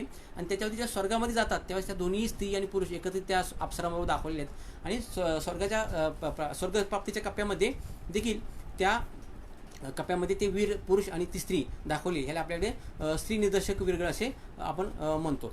स्त्री निदर्शक वीरगळाच्या नंतरनं अजून एक आपल्याकडे प्रकार असतो त्याला म्हणतात की द्वंद्वयुद्ध. द्वंद्वयुद्ध म्हणजे काय करतात की कधी कधी पुरुष आणि स्त्रियांमध्ये देखील त्या ठिकाणी युद्ध केले जायचे. की आपल्याला पूर्वी कसं असं की राजा काय करायचं की बाबा तुम्ही दोघेजण लढा आणि दोघांमध्ये ज्याचा मृत्यू होईल नाही का ते त्याचं देखील वीरगळ तयार करत होतं. द्वंद्वयुद्ध निदर्शक वीरगळाच्या लढाईमध्ये जर बघितलं आपण तर कुठल्याही प्रकारचं शस्त्र त्या वीराच्या हातामध्ये किंवा ते जे काही लढणारे माणसं असतील किंवा स्त्री असतील ह्या त्याच्यामध्ये असतात. त्याच्या हातामध्ये कुठल्याही प्रकारचं शस्त्र नसतं. तर त्याच्यामध्ये मुष्टियुद्धासारखे ते एकमेकावरती प्रहार करत असतात आणि लढाई करत असतात. तर अशा प्रकारच्या लढाईमध्ये जे काही वीर मरतात त्याला आपल्याकडे द्वंद्वयुद्ध निदर्शक वीरगळ असे म्हणतात. ह्याच्यामध्ये कधी कधी स्त्रियांचं देखील अंकन असतं. तर काही एकमेव मला एक वीरगळ बघावयास मिळालं या ठिकाणी स्त्री द्वंद्वयुद्ध निदर्शक वीरगळ सोलापूर जिल्ह्यामध्ये माळशिरस तालुक्यामध्ये हे एक वीरगळ बघावयास मिळतं. ह्याच्यामध्ये 2 स्त्रिया लढत आहेत आणि त्याच्यामध्ये एका स्त्रीचा मृत्यू झालेला आहे आणि त्याच्या स्मरणार्थ इथे वीरगळ तयार केलेलं दिसतं. याला आपल्याकडे द्वंद्वयुद्ध निदर्शक स्त्री किंवा पुरुष असं म्हणतो. वीरगळाचा अजून एक अतिशय वेगळा प्रकार बघावयास मिळतो त्याला आपल्याला मातृनिदर्शक वीरगळ असे म्हणतात. जसं की आपल्याकडे स्त्रियांच्या बाबतीत प्राचीन धर्मग्रंथामध्ये स्त्रियांच्या श्रेष्ठ स्थानाबाबत आहे ना खूप सारी माहिती मिळते. कसं असतं की स्त्रीचं व्यक्तिमत्व हे विविध व्यक्तिमत्वातून साकारलेलं दिसतं. म्हणजे स्त्रीची जी काही अनेक रूपं आहेत ह्या रूपापैकी मातृत्व हे रूप आपल्याला अतिशय महत्त्वाचं मानलेलं आहे. जसं की स्त्री ही तिच्या जीवनामध्ये क्षणकाळाची माता असते परंतु ती क्षणकाळाची पत्नी असते परंतु ती चिरकाळाची माता असते. म्हणजे अशा स्त्रीचं आपल्या पतीबरोबर सहगमन होणे हे देखील आपल्या समाजाच्या दृष्टीने अतिशय म्हणजे पवित्र समजलेलं आहे. जर एखाद्या स्त्रीनं आपल्या मुलासाठी किंवा आपल्या अपत्यासाठी आयुष्यभर प्रयत्न केलेले आहेत आणि त्या मुलाचं काहीतरी चांगलं व्हावं आणि त्याच्यामध्येच त्या स्त्रीने जर स्वतःचं बलिदान दिलं असेल किंवा त्या मुलाच्या संरक्षणात स्त्रीने जर बलिदान दिले असेल तर साहजिकच त्याच्या प्रती किंवा त्या मुलाच्या प्रती कुठेतरी समाजाला किंवा त्या स्त्रीची जी काही कहाणी असेल त्याच्याबद्दल समाजाला कुठेतरी आदर निर्माण झालेला असतो. आणि अशाच प्रकारच्या स्त्रींच्या बाबतीत वीरगळ तयार केलेली दिसतात. ह्याला आपल्याकडे मातृनिदर्शक वीरगळ असे म्हणतात. मातृनिदर्शक वीरगळ ओळखण्याची सगळ्यात महत्त्वाची खूण काय असतं की त्या ठिकाणी आई आणि मुलाचं या ठिकाणी आपल्याला अंकन दिसतं. इथं समजा बघितलीच आहे तर तुम्हाला इथे दिसेल की एक आई दाखवलेली आहे आणि त्या ठिकाणी तिचा मुलगा त्या आईने त्या मुलाला मांडीवरती घेतलेली आहे आणि त्या मुलाचा त्या ह्याच्यामध्ये मृत्यू झालेला आहे. शेजारी एक वीरगळ बघितला आपण तर त्याच्यामध्ये त्या मुलाच्यावरती शत्रुसेनेने आक्रमण केलेलं आहे आणि त्याच्यामध्ये ते मुलगा मरण पावलेला आहे आणि शत्रुसेनेवरती प्रतिकार करताना त्या मातेचा देखील त्या ठिकाणी मृत्यू झालेला आहे. आणि त्याच्यानंतरनं त्याचं एक वीरगळ तयार केलेली आहे. अप्सरांच्या घराण्यामध्ये ती मुला अप्सरांच्या बरोबर आई आणि मुलगा दोन्ही एकत्र दाखवलेले आहेत आणि वरती स्वर्गामध्ये देखील ते प्रसंग दाखवलेले दिसतो. याला आपल्याकडे मातृनिर्देशक वीरगळ असे म्हणतो. मातृनिर्देशक वीरगळच्या नंतरनं आपल्याकडे अजून एक प्रकार असतो कौटुंबिक निर्देशक वीरगळ. म्हणजे काय होतं, कधी कधी वीरगळाचा जसं आपण अभ्यास करतो त्यावेळेस ना वीरगळाच्या विविधता आपल्याला माहिती असणं गरजेचं असतं. जसं की आपण म्हणतो की साधारणतः आपल्या एखादं वीरगळ जर बघितलं ते कुठे 3 किंवा 4, 5, 6 कप्प्याचं असं उभट आयताकृती दिसतं. पण कधी कधी असं एक वीरगळ आपल्याला बघायला मिळतं की ते एकाला एक असं जोडलेलं असतं. म्हणजे कसं असतं की जर तुम्ही बघितलं, तुम्हाला एक स्लाईड दाखवतो, वीरगळाच्याच बाजूला अजून वीरगळ जोडलेलं असतं. म्हणजे कधी कधी असं होतं की एकाच कुटुंबातलं एक वीर किंवा 2 वीरांचं अंकन त्या ठिकाणी जोडलेलं असतं, किंवा एकाच गावातील 4 वीर असतील, किंवा एकाच लढाईमध्ये किंवा वेगवेगळ्या झालेल्या 2-3 लढाई असतील, ह्यांचं अंकन एकाच वीरगावाती असे जोडून तयार केलेलं असतं. तर याला आपल्याकडे कौटुंबिक निर्देशक वीरगळ असं म्हणतात. याच्यामध्ये कधी कधी 6 कप्पे, 8 कप्पे, 9 कप्पे असतात. याच्यामध्ये लढाईचे प्रसंग जो असतो तो वेगवेगळा दाखवलेला असतो. मात्र अप्सरेचा आणि स्वर्गरोहणाचा प्रसंग हा साधारणतः कॉमन दाखवलेला असतो. आता याच्यामध्ये काय होतं की कधी कधी 9-10 कप्प्याचं असतं. कधी कधी ही लढाई पशुधनाच्या झालेली असते किंवा आक्रमणातून झालेले असते. जो काही प्रसंग लढाईचा झालेला आहे किंवा ज्याच्यामुळे हे वीर मरण पावले आहे त्याचं अंकन त्याच्या तळाच्या कप्प्याशी देखील आपल्याला दिसतात. याच्यानंतर पुढे एक प्रकार असतो साधू निर्देशक वीरगळ. कधी कधी काय होतं की आपल्याकडे समाजाच्या दृष्टीने समजा एखाद्या गावाचं चांगलं व्हावं म्हणून एखादा साधू आयुष्यभर त्या गावात राहिलेला असतो आणि तो कायम गावासाठी तपश्चर्या करत असतो. मग ह्या तपश्चर्या करत असताना साहजिकच त्या साधूने एखादी समाधी घेतली असेल किंवा त्याचा काही विविध कारणातून मृत्यू झालेला असेल तर साहजिकच त्या गावाला त्या साधूप्रती कुठेतरी कृतज्ञता निर्माण झालेली असते. आणि अशा साधूच्या चांगलपणाची किंवा त्याच्या त्यागाची आठवण राहावी म्हणून समाजाकडून कुठेतरी त्याची दखल घेतलेली दिसते. तर त्या वीरगळाला आपल्याकडे साधू निर्देशक वीरगळ असे म्हणतात. त्याच्यावरती तो साधू त्या वीरगळावरती असा समाधीस्थ दाखवलेला असतो आणि ध्यानस्थ दाखवलेला असतो. आणि ध्यानस्थ दाखवल्याच्या नंतरनं त्या हे जे साधू आहे तो कशा प्रकारे, कधी कधी काय होतं की ह्याला आपल्याकडे निषिद्धी पण असं एक नाव दिलं असतं. म्हणजे जैन समाजामध्ये याला आपल्याकडे निषिद्धी समजतात. त्याच्यामध्ये ते कधी कधी अन्नाचा त्याग करतात आणि साधू लोक, आणि त्याच्यातून आपल्याकडे इथे हे दिसतं ती दिसतात वीरगळ आपल्याला बनवली. सर ह्याच्या अग्रभागी जर बघितलं तर तो साधू ज्या समाजाचा तो साधू आहे त्याचं अंकन त्या ठिकाणी आपल्याला कोरलेलं दिसतं. याच्यानंतर जर पुढे आपण बघितलं तर आपल्याला अजून एक प्रकार असतो, त्याला आपल्याला म्हणतात की व्याघ्रगळ. व्याघ्रगळ म्हणजे काय असतं की आपल्याकडे पूर्वीपासून जर बघितलं तर जंगलाचं प्रमाण आपल्याकडे जास्त महाराष्ट्रामध्ये दिसतं. आपण जर पश्चिमी घाट माथ्यावरती बघितलं आपल्या सह्याद्रीच्या रेंजमध्ये तर भरपूर ठिकाणी जंगलाचं प्रमाण जास्तीत जास्त करून आपल्याला दिसतं. ह्या जंगलामध्ये जर बघितलं तर हिंस्र शापद आहेत, तर त्याच्यामध्ये वाघ आहे, चित्ता आहे, बिबटे असतील किंवा अस्वल असतील किंवा रानटी अजून काही इतर प्राणी असतात.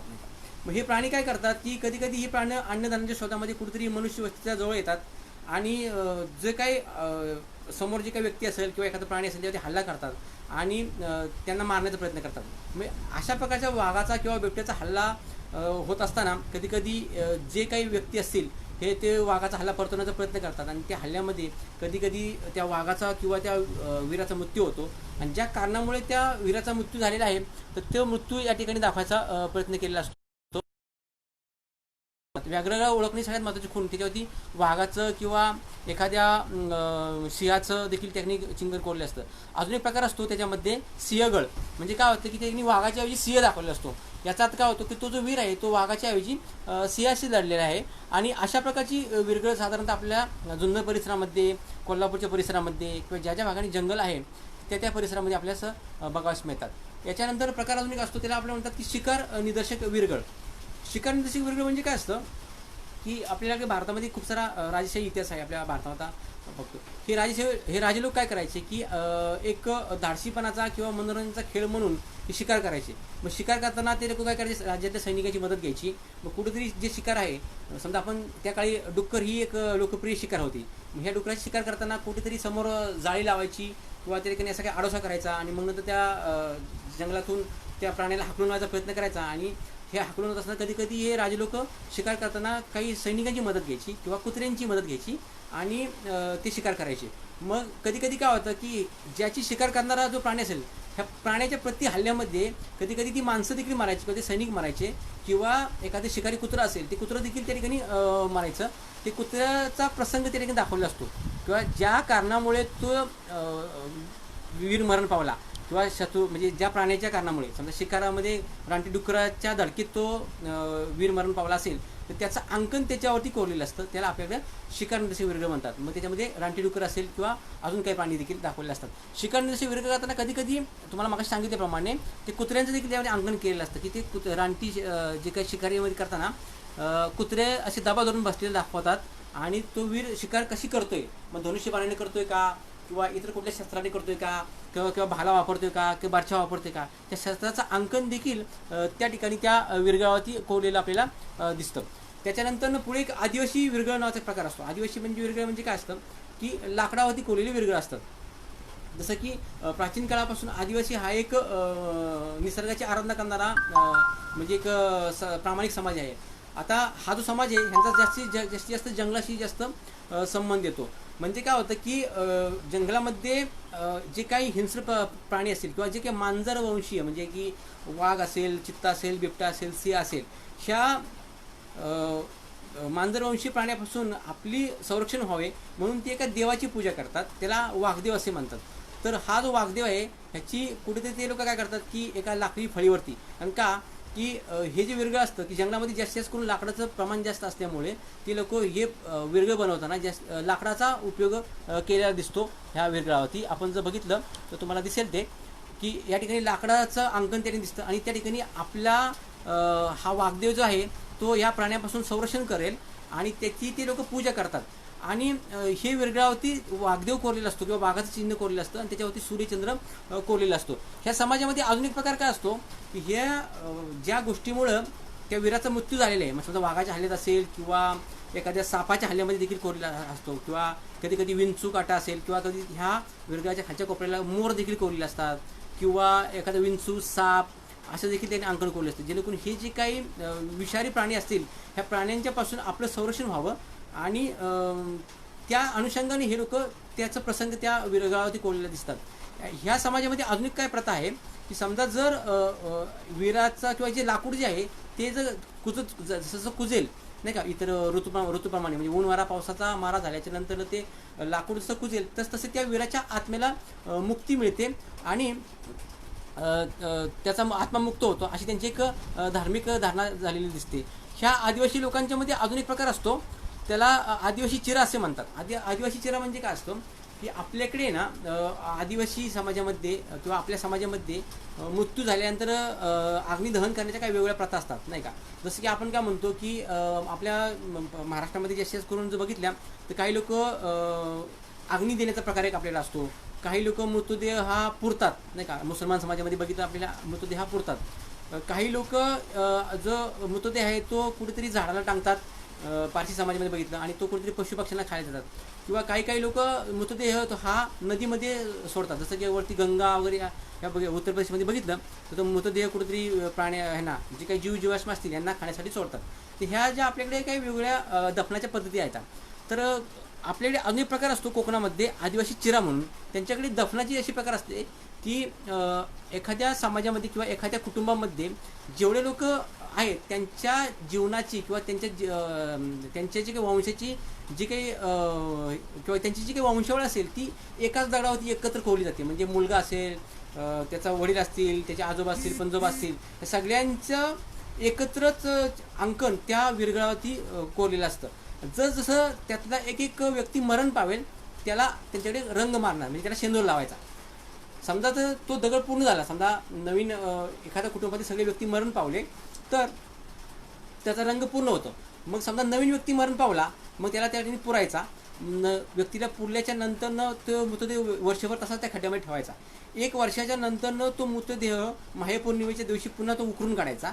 उकरून काढल्याच्यानंतर तो जो काही सांगाड असेल त्याच्या ठिकाणी त्याची विधिवत पूजा करायची आणि त्याच्यानंतर जी काही पुढची पिढी असेल त्यांच्या जीवनातला वंशावळीचा सगळ्या प्रसंगाची दगडं अगोदर करून घ्यायची आणि अगोदर करून घेतल्याच्या नंतरनं मग तो चिरा किंवा ते जो काही सांगाड असेल तो पुन्हा विधिवत पुरायचा मीठ वगैरे टाकून आणि त्याच्यावरती तो चिरा बसवायचा. आणि नंतर त्याच्या कुटुंबातून जसं पुढे व्यक्ती मरण पावतील तसं त्याला रंग लावा जायचा. समोर एका स्लाईडमध्ये तुम्हाला दिसेल की या ठिकाणी बघा दिसतंय की एका व्यक्ती कलर मारलेला नाही आहे, म्हणजे तो व्यक्ती सध्या जिवंत आहे. आणि ज्या ज्या ठिकाणी कलर मारलेले आहेत ते व्यक्ती त्या कुटुंबातले सध्या मृत पावलेले आहेत. तर अशाच प्रकारच्या दगडी चिरांना आपल्याकडे बघितलं तर आपल्याकडे त्याला आदिवासी चिरा असे म्हणतात. नाशिकच्या भागामध्ये सापुतारा पर्वतरांगेमध्ये गेला किंवा सातमा रांगेमध्ये गेला तुम्ही तर साधारणतः हातगडपासूनच्या परिसरामध्ये अशा प्रकारची खूप सारी स्मारकं आपल्याला बघावयास मिळतात. ह्याला आणि आजही त्या प्रथा त्यांच्याकडे रूढ आहेत. आणि आजही मी जवळपास 2018 साली देखील लेटेस्ट तशा प्रकारचे विरगळ मी बघितलेले दिसतात. याच्यानंतर अजून एक प्रकार असतो व्यापार निदर्शक विरगळ. म्हणजे काय की पूर्वीच्या काळी आपल्याकडे काही व्यापारी अशी ठिकाण होती, जसं की आपण म्हणतो की व्यापार करत असताना नाणेघाट हा आपला एक व्यापारी मार्ग होता, किंवा जे काही कोकणातून येणारे जे काही घाटमाती ह्याच्यावरती व्यापारी मार्ग होते. मग हे व्यापारी लोक काय करायचे की बंदरातून आणलेला जो काही माल असेल तो माल कुठेतरी उंट घोडे याच्या साह्याने घाटामाथ्यावरती आणायचा आणि तिथून तो पुढे बैलगाडीतून वेगवेगळ्या ठिकाणी वेगवेगळ्या प्रदेशावरती ते व्यापाराची किंवा व्यापारी मालाची ने आण करायची. ते ह्या व्यापारी माला ने आण करत असताना ते लोक बैलगाडीवर देखील वापरायचे. मग ह्या व्यापारी मालावरती अचानक कधी कधी लोक हल्ला करून तो व्यापारी माल लुटून नेण्याचा प्रयत्न करायचे. आणि व्यापाराचा मालावरती हल्ला केल्याच्या नंतर तो व्यापारी माल लुटत असताना जी काही लढाई व्हायची किंवा जे काही रणकंदन व्हायचं ह्या लढाईमध्ये ते माणसं त्याच्यामध्ये मारायची आणि त्यांचं देखील विरगळ बनवलं जात होतं. अशा प्रकारची विरगळ ओळखणे सगळ्यात महत्त्वाची खुंज कुठली असेल की त्याच्यावरती बैलगाडी कोवलेली दिसते आपल्याला. आणि कधी कधी अशी व्यक्ती खाली आडवे मृत्यू दाखवलेले असतात आणि त्याच्यामध्ये ते व्यापारी माल लादलेला त्या ठिकाणी दाखवलेला असतो. आणि ते विरगळ त्याला व्यापार निदर्शक विरगळ असं आपण म्हणूया. याच्यानंतर एक छोटासा पुढचा जो पार्ट आहे त्याला आपले विरगळावरील शिलालेख बघूया. तर साधारणतः अतिशय महत्त्वाचा, जर एखाद्या विरगळावरती जर शिलालेख असेल तर तो अतिशय महत्त्वाचा घटक समजला जातो. ह्या शिलालेखातून काय होतं की तो जो कोण वीर मरण पावला तो कोण होता, त्या ठिकाणी कोणती राजवट होती, त्या त्या काळाची सामाजिक परिस्थिती काय होती, त्या त्या काळाची आर्थिक परिस्थिती काय होती, राजकीय परिस्थिती काय होती, नाही का, ह्या सगळ्या गोष्टीचा उलगडा आपल्याला ह्या शिलालेखातून दिसतो. मात्र आपल्याकडे महाराष्ट्रामध्ये जर बघायला गेलं तर विरगळावरती शिलालेखांचं प्रमाण फारच कमी बघायला मिळते. जर थोडंफार जर बघितलं तर साधारणतः मटगाव या ठिकाणी एक विरगळ आहे की राम सावंताचा एक विरगळ आहे, साधारणतः शके 1317 हा विरगळ आहे. तर त्याच्यामध्ये तो वीर जो आहे तो मरण पावलेला आहे आणि त्याने जे काही दान दिलेले आहे त्या दानासंदर्भात ह्या शिलालेखामध्ये वर्णन केलेलं आहे. तर ह्या शिलालेखातून आपल्याला खूप साऱ्या गोष्टींची माहिती होते. असाच प्रकारचं एक विरगळ बावडा संग्रहालय जे आहे कोल्हापूरचं, या ठिकाणी विरगळ आपल्याला दिसतं. ह्या विरगळ साधारणतः चालुक्यांशी निगडीत हे विरगळ दाखवलेले आहे. ह्याच्यामध्ये राजा तो चालुक्य राजा जो होता सोमेश्वर ह्याच्या आणि चौल राजा जो होता कोप्पम ह्यांच्या लढाईचं प्रसंगाचं वर्णन ह्या विरगळावरती कोरलेलं आहे आणि त्याचा शिलालेख या ठिकाणी दिसतो. याच्यानंतर अजून एक विरगळ आहे आरे या ठिकाणचं. हा देखील विरगळ जो आहे तो साधारणतः कन्नड भाषेमध्ये त्याच्यात आहे. चालुक्यांचा जो राजा होता मांडलिक गंडरदेव आणि बिज्जल बुबुज ह्या दोन्ही राजामध्ये जी काही लढाई झाली ह्या लढाईचं प्रसंगाचं वर्णन या ठिकाणी ह्या शिलालेखात केलेलं आहे. तर अशाच प्रकारच्या शिलालेख असलेल्या विरगळ महाराष्ट्रामध्ये माझ्या पाहण्यात तरी साधारणतः 13 ते 14 या ठिकाणी मला विरगळ बघायला मिळाले आणि फार रेअर विरगळ बघतात. मात्र कर्नाटकात जर तुम्ही गेला तर प्रत्येक ठिकाणी किंवा जवळपास 90% विरगळावरती शिलालेख बघायला मिळतात. त्याच्यामुळे त्या विरगळावरती त्या काळात कोण वीर होता, तो कोणत्या समाजाचा होता, त्याच्यानंतर कोणत्या राजवटीच्या अंडर ते काम करत होते, या सगळ्यांचं उलगडा त्या शिलालेखातून आपल्यास बघायला मिळतो. ह्या विरगळांचं जर बघायला गेलं तर साधारणतः माझ्या माहितीप्रमाणे शिलालेखी पुराव्यानुसार साधारणतः विरगळ जे आहेत ते आपल्याकडे 5व्या शतकापासून ते साधारणतः 13व्या ते 14व्या शतकापर्यंतच बनले असावेत असं एक माझं वैयक्तिक मत आहे. मात्र 14व्या शतकाच्या नंतर जर बघितलं आपल्याकडे महाराष्ट्राचा जर विचार केला तर राजकीय भूमिकेतून किंवा लढाईच्या प्रसंगातून बघितलं तर आपल्याकडे बहामनी सत्तेचा जास्तीत जास्त उदय झालेला दिसतो. आणि ह्या बहामनी सत्तेमध्ये जर बघितलं आपण तर विरगळाचं कुठेतरी थोडंसं स्वरूप बदली झालेलं आपल्याला दिसतं. तर त्याला आपण स्मृतिशील असं म्हणूया. कारण कसं आहे की बहामनी सत्तेमध्ये विरगळ जास्त बनवले गेले असतील असं मला तरी थोडंसं वाटतं. त्याचं कारण का की सातत्याने लढाई येतात आणि समाजामध्ये अतिशय रणकंदन दिसतं की अतिशय अत्याचार आहेत, अन्याय आहेत. जर डॉक्युमेंट बघितले आपण तर त्या डॉक्युमेंट कळतंय आपल्याला की अतिशय धामधुमीचा काळ आहे सगळा. आणि त्याच्यामुळे त्या काळामध्ये जी काही साधनं होती त्या साधनावरती कुठेतरी त्यांनी विरगळ बनवलेले दिसत आहेत. कारण कसं आहे की विरगळ बनवायचं म्हणला जसं की तर त्या ठिकाणी कुठेतरी राजश्रय लागतो, कुठेतरी त्यासाठी पैसा लागतो, खर्च लागतो. आणि त्या काळामध्ये जर त्या काळाचा विचार केला तर त्या काळामध्ये परिस्थिती बघता मला वाटत नाही की जास्तीत जास्त विरगळ ब्राह्मणी सत्तेमध्ये बनले असतील. तरी देखील त्या काळामध्ये कुठेतरी त्या लोकांनी आपल्या समाजातल्या विविध घटकांची किंवा जे काही वीर योद्धे होते त्यांची आठवण म्हणून कुठेतरी स्मृतिशिळा बनवण्याची नोंद घेतलेली दिसते. तर अशा प्रकारच्या जे काही शिल्प असतात त्याला आपण स्मृतिशिळा असं म्हणूया. अशा प्रकारचे स्मृतिशिळा आपल्याकडे गावागावामध्ये बघायला मिळतात. आणि या स्मृतिशिळाचं बघितलं आपण तर सगळ्या शिळा ह्या त्याची जर शैली बघितली आपण तर त्याच्यावरती कुठेतरी मुसलमानी दाटणीचे जे काही वरचे जे काही भाग आहेत हे दिसतात. वरचा जो काही घुमट येतो थोडासा मुसलमानी दाटणीने दाखवलेला दिसतो आणि तिथे कुठेतरी शिवपिंड कोरलेली दिसते किंवा कधी कधी त्या ठिकाणी असं मशिदीच्या आकाराचे घुमट बनवून त्याच्यावरती काही चर्यांचे देखील अंकन कोरलेलं दिसतं. काही ठिकाणी वीराच्या ह्याच्यावरती घेतलं तर त्या ठिकाणी तो वीर जो कोण मरण पावले त्याचं एकाकी असं अंकन दाखवतात. त्याच्यावरती ढाल तलवार दाखवतात. कधी कधी त्याची दिवाबत्तीची सोय म्हणून त्या ठिकाणी आतमध्ये अशी एक देवळी देखील कोरलेली दिसते. काही काही स्मृतिशिळावरती जर बघितलं आपण तर पती पत्नी एकत्र दाखवतात. म्हणजे कधी कधी असंही असतं की थडं म्हणून असा एक प्रकार असतो. फक्त त्या ठिकाणी विरगळ ते स्मृतिशिळा कोरायची चौकोनी दगडामध्ये आणि तीही सोडून द्यायची आणि त्याच्यावरती कुठे शिवपिंड किंवा पादुका कोरण्याचा प्रकार त्या ठिकाणी दाखवलेला असतो. काही काही ठिकाणी कधी कधी असं दाखवतात स्मृतिशिळामध्ये की पती पत्नी एकत्रित घोड्यावरती दाखवलेले असतात. म्हणजे कधी कधी समजा त्या वीराचा पराक्रम जर चांगला असेल आणि तो वीर किंवा नंतर त्याची पती सत्नी गेली असेल तर ते एकत्रित दाखवायचा प्रकार देखील आपल्या महाराष्ट्रामध्ये दिसतो. अशा प्रकारच्या स्मृतिशिळा जास्तीत जास्त करून बघायचं आपल्याला जो वारीचा मार्ग आहे किंवा सासवड परिसरामध्ये पंढरपूरपर्यंतच्या ह्या परिसरामध्ये जास्तीत जास्त करून दिसतात. आणि काही लोक असं समजतात की ह्या कुठेतरी धनगरी परंपरेशी निगडीत ह्या गोष्टी आहेत असं लोक मानतात. आणि त्या ठिकाणी तो घोड्यावरती पती पत्नी दाखवलेला असतो आणि त्याचं अंकन त्याच्यावरती कोरलेलं असतं. काही वेळेस काय होतं की वीर हा एकाकी दाखवलेला असतो. तो कधी कधी धनुष्यबाण असेल किंवा त्याच्यामध्ये शत्रुसेनामध्ये आक्रमण करतो. कधी कधी त्या वीराच्या पाठीमागे त्याची पत्नी देखील दाखवलेली असते. अशा देखील काही स्मृतिशिळा एकाकी वीराच्या आपल्याकडे महाराष्ट्रात बघायला मिळतात. काही स्मृतिशिळा ह्या पती पत्नीचे देखील एकत्रित दाखवतात. त्याच्यामध्ये राजकीय दृष्टिकोनातून किंवा समजा एखाद्या मोठ्या घरातली व्यक्ती असेल तर त्याच्या हातामध्ये कुठेतरी ढाल तलवार बिचवा किंवा त्या पतीच्या हातामध्ये एखादी कट्यार असेल किंवा एखादं कमंडोल दाखवलेलं असतं किंवा त्याच्यावरती कीर्तिमुख दाखवून कदाचित तो व्यक्ती जो आहे तो कुठेतरी मोठ्या घराण्यातला असावा याचं देखील कुठेतरी आपल्याकडे अंकन केलेलं दिसतात. स्मृतिशिळा असे म्हणतात. आता ह्या विरगळाच्या झाल्याच्या नंतर अजून एक विरगळाचाच सेकंड पार्ट त्याला आपण म्हणूया सतीशिळा. आता सतीशिळामध्ये काय होतं की सती प्रथा ही कशी आली आपल्या महाराष्ट्रामध्ये. जसं की आपण म्हणतो की सतीची चाल ही आपल्याकडे मध्ययुगाची वैशिष्ट्य होती. आपल्या भारतामध्ये पतीच्या बरोबर आहे ना सती जाण्याची परंपरा ही साधारणतः माझ्या माहितीप्रमाणे साधारणतः 5व्या शतकापासून दिसते. जसं की पतीवरलं खरेखुरं प्रेम आणि त्याच्यामुळे त्याच्या पतीच्या पश्चात जगणं त्या काळामध्ये मुश्किल व्हायचं आणि ह्या जगणं मुश्किल झाल्यामुळे स्वइच्छेनं कुठेतरी मरण स्वीकारलेलं त्या ठिकाणी दिसतं. आणि समाजामध्ये जे काही दडपण त्या काळामध्ये असायचं समाजामध्ये पुन्हा पुनर्विवाह करण्यासाठी त्या काळामध्ये बंधनं होती वेगळी. त्याच्यानंतर पती पश्चात काही स्त्रियांची कुचेष्टा व्हायची किंवा माहेरच्या माणसाकडून देखील त्यांना उदासीनता दाखवली दिसते. ह्या सगळ्या गोष्टीमुळे त्या काळात त्या स्त्रीला आपल्या पतीच्या मृत्यूनंतरनं सती जाणं हे भाग होतं. आणि साहजिकच अशा सतींच्या म्हणजे सतींच्या बद्दल समाजामध्ये विकृत खूप होती. सतीची जाताना ही अतिशय आघोरी प्रथा त्या काळामध्ये आपल्याकडे महाराष्ट्रामध्ये होती. ह्या सतीच्या बाबतीत आपल्याकडे वेगवेगळ्या प्राचीन ग्रंथामध्ये खूप सारी वर्णनं आढळतात. जसं की ज्ञानेश्वर माऊली देखील त्या सतीबद्दल वर्णन करतात. तुकाराम गाथेमध्ये देखील वर्णन केलेले आहेत की सतीप्रथा ही किती क्रूर आहे आणि तिचं अंकन कसं किंवा ह्या सतीप्रथेबद्दल जे काही धार्मिक गोष्टी ज्या होत्या त्याचं वर्णन त्या ग्रंथामध्ये दिसतात. सद्गुरू चरित्रामध्ये देखील सती कुणी जायचं नाही ह्याचं देखील सविस्तर वर्णन केलेलं आहे.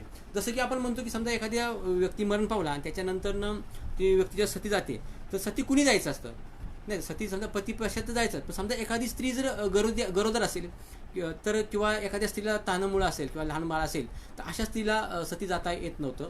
आणि सती समजा त्या मूल मोठं झालं आणि त्याच्यानंतरनं सती देखील जायची पद्धत होती. जसं की मडगाव येथे विरगळ आहे त्याच्यात जो सतशिळावरती शिलालेख कोरलेला आहे त्याच्यामध्ये अशा प्रकारचे वर्णन केलेलं आहे की ती स्त्री जी आहे भामसावंताची पत्नी हे तिचा मुलगा मोठा झाल्याच्या नंतरनं सती गेलेली आहे. अशा प्रकारचं वर्णन त्या ठिकाणी केलेलं आहे. कधी कधी असं होतं की एखाद्या स्त्रीला जर मासिक पाळी आली असेल आणि तर त्या स्त्रीला सती जाता येत नव्हतं.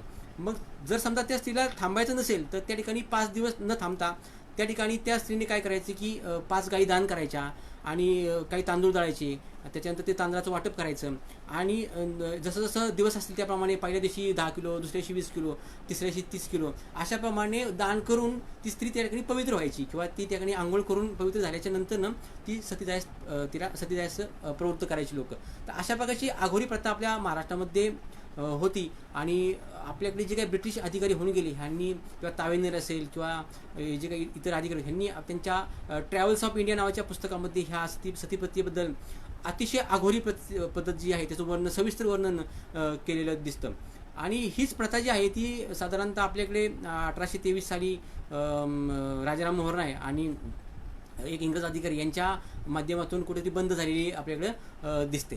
सुरुवातीची सतीप्रथेमध्ये जर बघितलं ना आपण तर साधारणतः सती कशी जात होती, म्हणजे सती जायची काही पद्धती होती ते कशा होत्या. जेव्हा सती जायचं त्यावेळेस ती जी काही सती होती तर तिला सौभाग्याची अलंकार घातली जायची, तिला कुंकुम केशर टिळक लावला जायचा, तिथं त्याच्या हातामध्ये बांगड्या घातल्या जायच्या, ती सौभाग्याची सगळे अलंकार परिधान करायची. त्याच्यानंतर त्या स्त्रीची घोड्यावरून मिरवणूक काढली जायची. मग तिच्या हातामध्ये कुठंतरी सतीचं वाण म्हणून दान दिलं जायचं. मग ही स्त्री काय करायची की तिला त्या स्त्रीला माहिती असायचं की साधारणतः आपण काही ठराविक वेळेनंतर आता आपण मरण पावणार आहे, त्याच्यामुळे आपल्याकडे जे काही गोष्टी असतील त्या गोष्टीचा तिला काहीच उपयोग होणार नसतो. म्हणून ती काय करायची की सतीची तिच्या अंगावरचे जे काही दागदागिने असतील किंवा तिच्याकडे जे काही गोष्टी असतील त्या गोष्टी तिला इतर व्यक्तींना किंवा समाजाच्या व्यक्तींना दान करायची. त्याला सतीचं वाण असं म्हणतात. तुम्हाला की मी स्लाईड समोर दाखवतो. ह्याच्यामध्ये एकच मिनिट. हां तर त्या सतीची मिरवणूक दाखवलेली आहे बघा या ठिकाणी की ती सती घोड्यावरती दाखवलेली आहे. तिच्यासमोर तिच्या 2 दाशा दाखवले आहेत आणि त्यांच्या डोक्यावरती काही टोपलं आहे आणि त्या टोपल्यामध्ये सतीचे वाण दाखवलेलं असतं.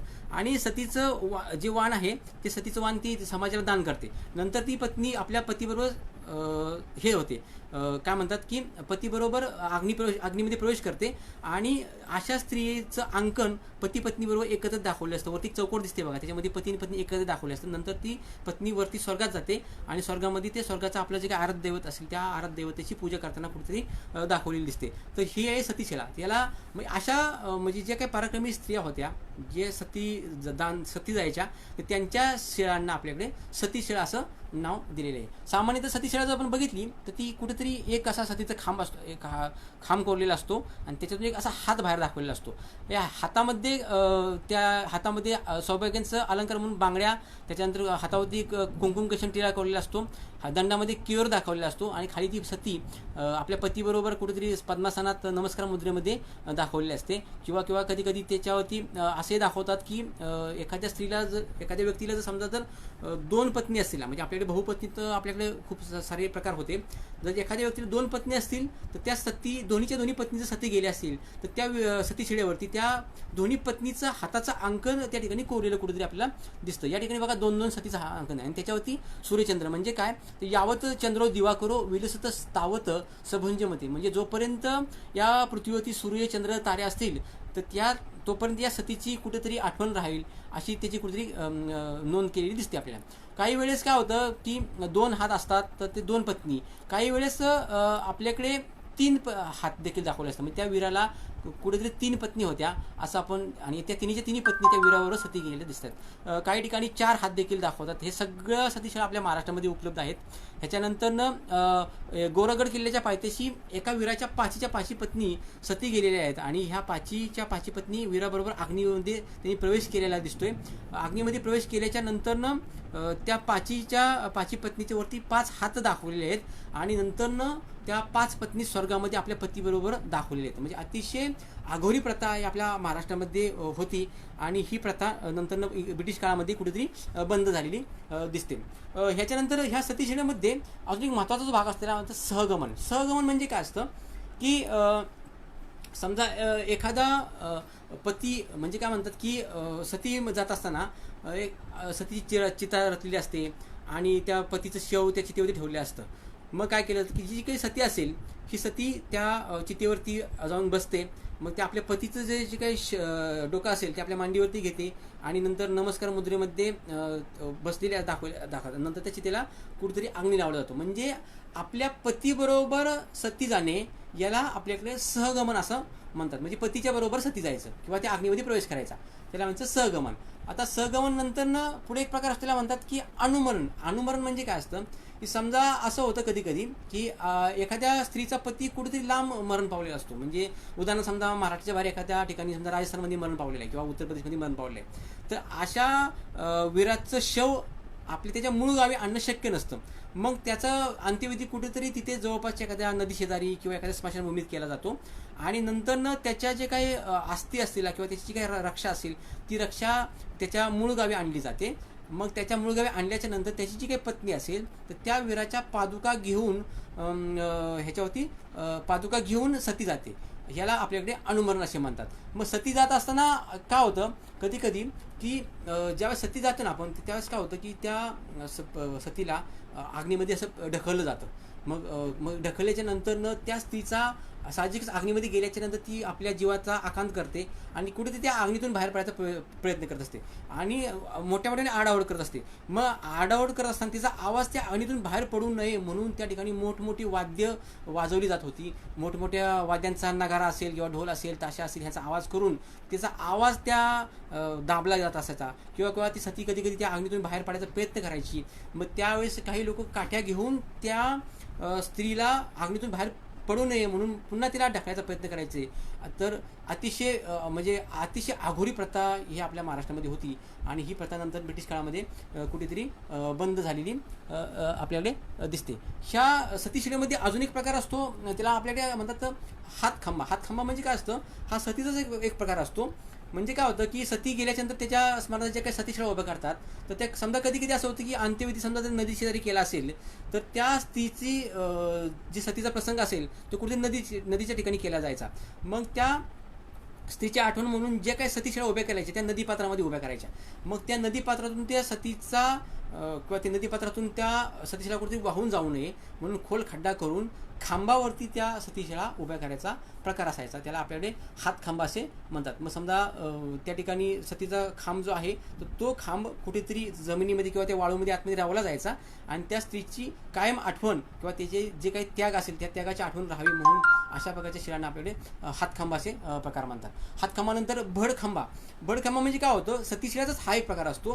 ह्याच्यामध्ये काय की बहुपत्नीत्व जे होतं समजा कधी कधी काय होतं की एकाच राजाला समजा 7 पत्नी येतात किंवा 8 पत्नी असतील तर त्या साती पत्नीच्या सती गेल्या असतील तर त्या सतीच्या अंकन ते एकाच खांबावरती किंवा सती एकत्र दाखवले असतात आणि ते एकाच खांबावरती कुठे 7 किंवा 8 हात बाहेर काढायचे आणि त्या सातीच किंवा 8 सती पत्नीचं जे काही सती गेले हात आहेत हे हाताचं अंकन त्या सतीशिळावरती एकत्रितपणे दाखवलेलं असतं. त्याला आपल्याकडे भडखांबा असं म्हणतात. ह्या भडखांबा उभारला म्हणून असा एक शिलालेख देखील मडगाव या ठिकाणी आपल्याला ऑथेंटिक पुरावा म्हणून सापडतो.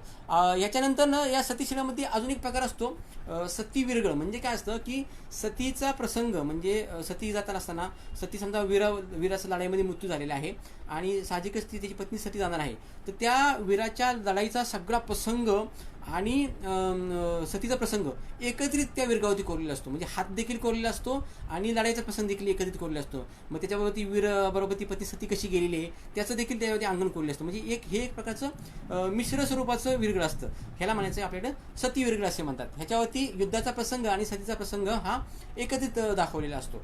त्या सती विरगळाच्या नंतरनं आपल्याकडे अजून एक काही प्रकार असतो की हत्तीच्या पाय देणे किंवा घोड्याच्या टापाखाली मारणे. जसं की आपल्याला संभाजी महाराजांनी अण्णाज्योतीला हातीच्या पाय दिले होते नाही का.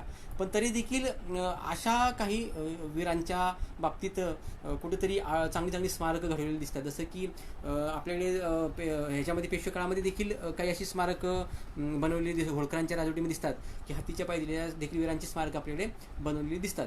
तर या प्रकारच्या हत्तीच्या पाय दिलेल्या वीराचा समजा मृत्यू झाला असेल तरी देखील त्याची त्या काळामध्ये स्मारकं बनवत होती आणि त्या व्यक्तीच्या देखील स्मारकशिळा बनवत होते. आणि त्या स्मारकशिळेवरती कुठेतरी घोड्याचं अंकन किंवा हत्तीचं अंकन किंवा इतर काही जे काही प्राणी असतील, ज्या प्राण्यांच्या मृत्यू झाला असेल तर त्या प्राण्यांच्या अंकनाचं देखील विरगळं आपल्याकडे महाराष्ट्रामध्ये बनवलेली दिसतात. ह्याला हत्तीच्या पाय देणे किंवा घोड्याच्या पाय देणे असं म्हणतात. याच्यानंतर अजून काही एक महत्त्वाचं विरगळ आहे की कधी कधी एखाद्या स्त्रीचा प्रसूती दरम्यान जर मृत्यू झाला असेल किंवा ज्या प्रसूती दरम्यान कधी कधी एखाद्या स्त्रीचा मृत्यू झाल्याच्या नंतरनं साहजिकच त्या स्त्रीच्या पती कुठेतरी समाजामध्ये चांगली भूमिका झालेली दिसते किंवा त्या कृतज्ञता म्हणून त्यांनी ते देखील त्यांचं विरगळ कुठेतरी उभं केलेलं दिसतंय. अशाच प्रकारच्या विरगळाला प्रसूती निदर्शक विरगळ असे म्हणतात. अशा प्रकारचे एकमेव विरगळ मला कोकणामध्येच फक्त बघावयास मिळालेले आहे. ह्याच्यानंतर एकसार या ठिकाणीच आपण बघितलं तर या ठिकाणी लढाईच्या खूप साऱ्या प्रकाराचं वर्णन म्हणजे पायदळ, घोडदळ, म्हणजे आपल्याकडे ना असं चतुरंग सेना हा एक प्रकार होता की पायदळ होतं, घोडदळ होतं, हातीदळ होतं, रथदळ होतं.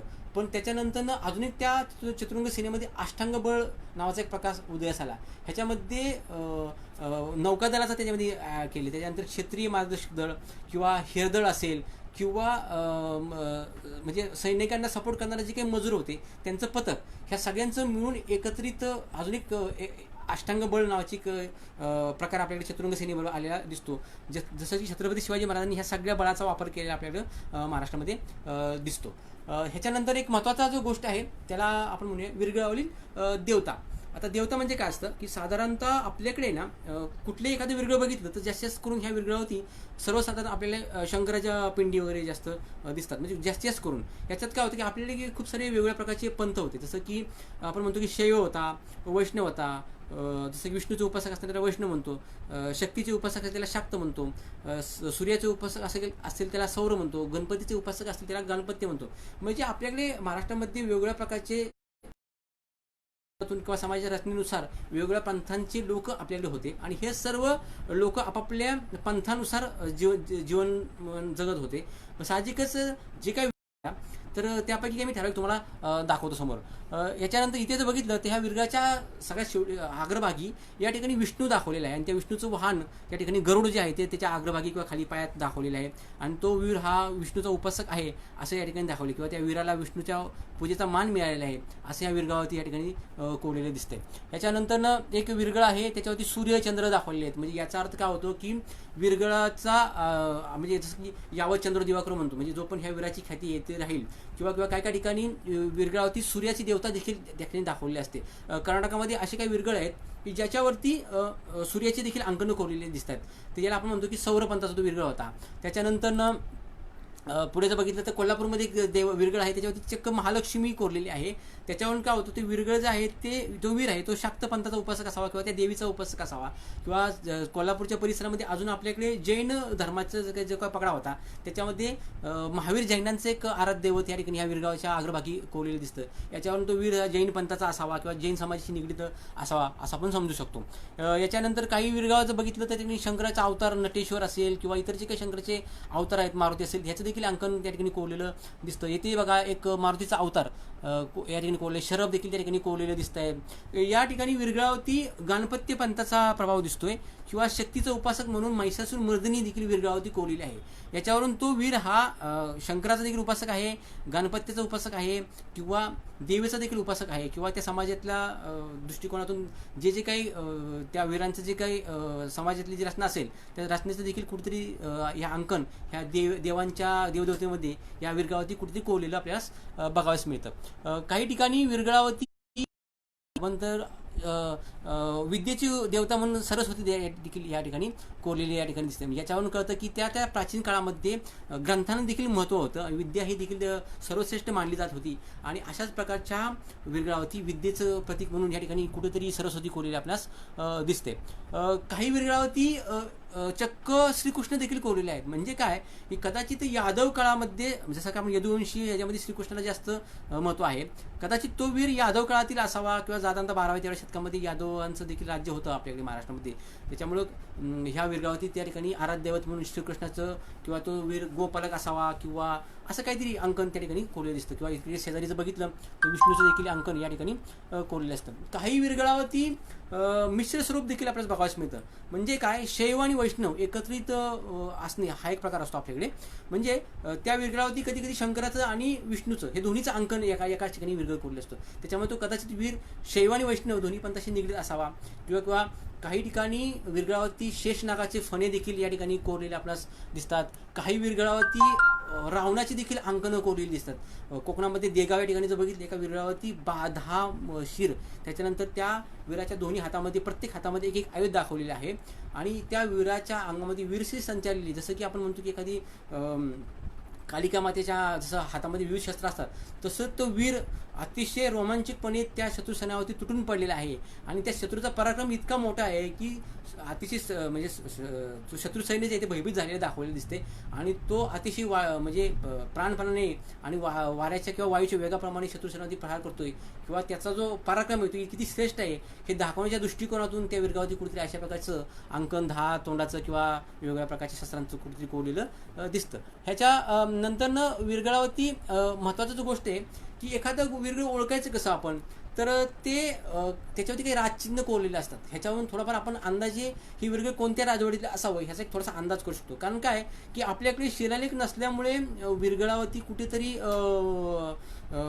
ते विरगळ कोणत्या राजवटीत कळत नाही. तरी देखील आपण त्याचा विविध अंगाने अभ्यास केला पाहिजे. त्याच्यावरची असणारी वेशभूषा असेल, त्याच्यावरची असणारी केशभूषा असेल, किंवा त्याच्यावरती असणारे दागदागिने असतील, वेगवेगळ्या प्रकारची शस्त्र असतील, वेगवेगळ्या राजघराण्याची राजचिन्ह देखील कोरली असतात. ह्याच्यावरून साधारणतः विरगळ ते कोणत्या राजवटीत आहे हे आपण ओळखू शकतो. जसं की या ठिकाणी विरगावरती काही राजचिन्ह कोरले, जसं की मयूर असेल तर ते सुंदरतेचं प्रतीक असतं, शरभ असेल तर तो त्या राजाचं संरक्षण केलेलं असतं, कीर्तमुख असेल तर त्याने ते पापाचं मुक्तीचं दाखवलं असतं.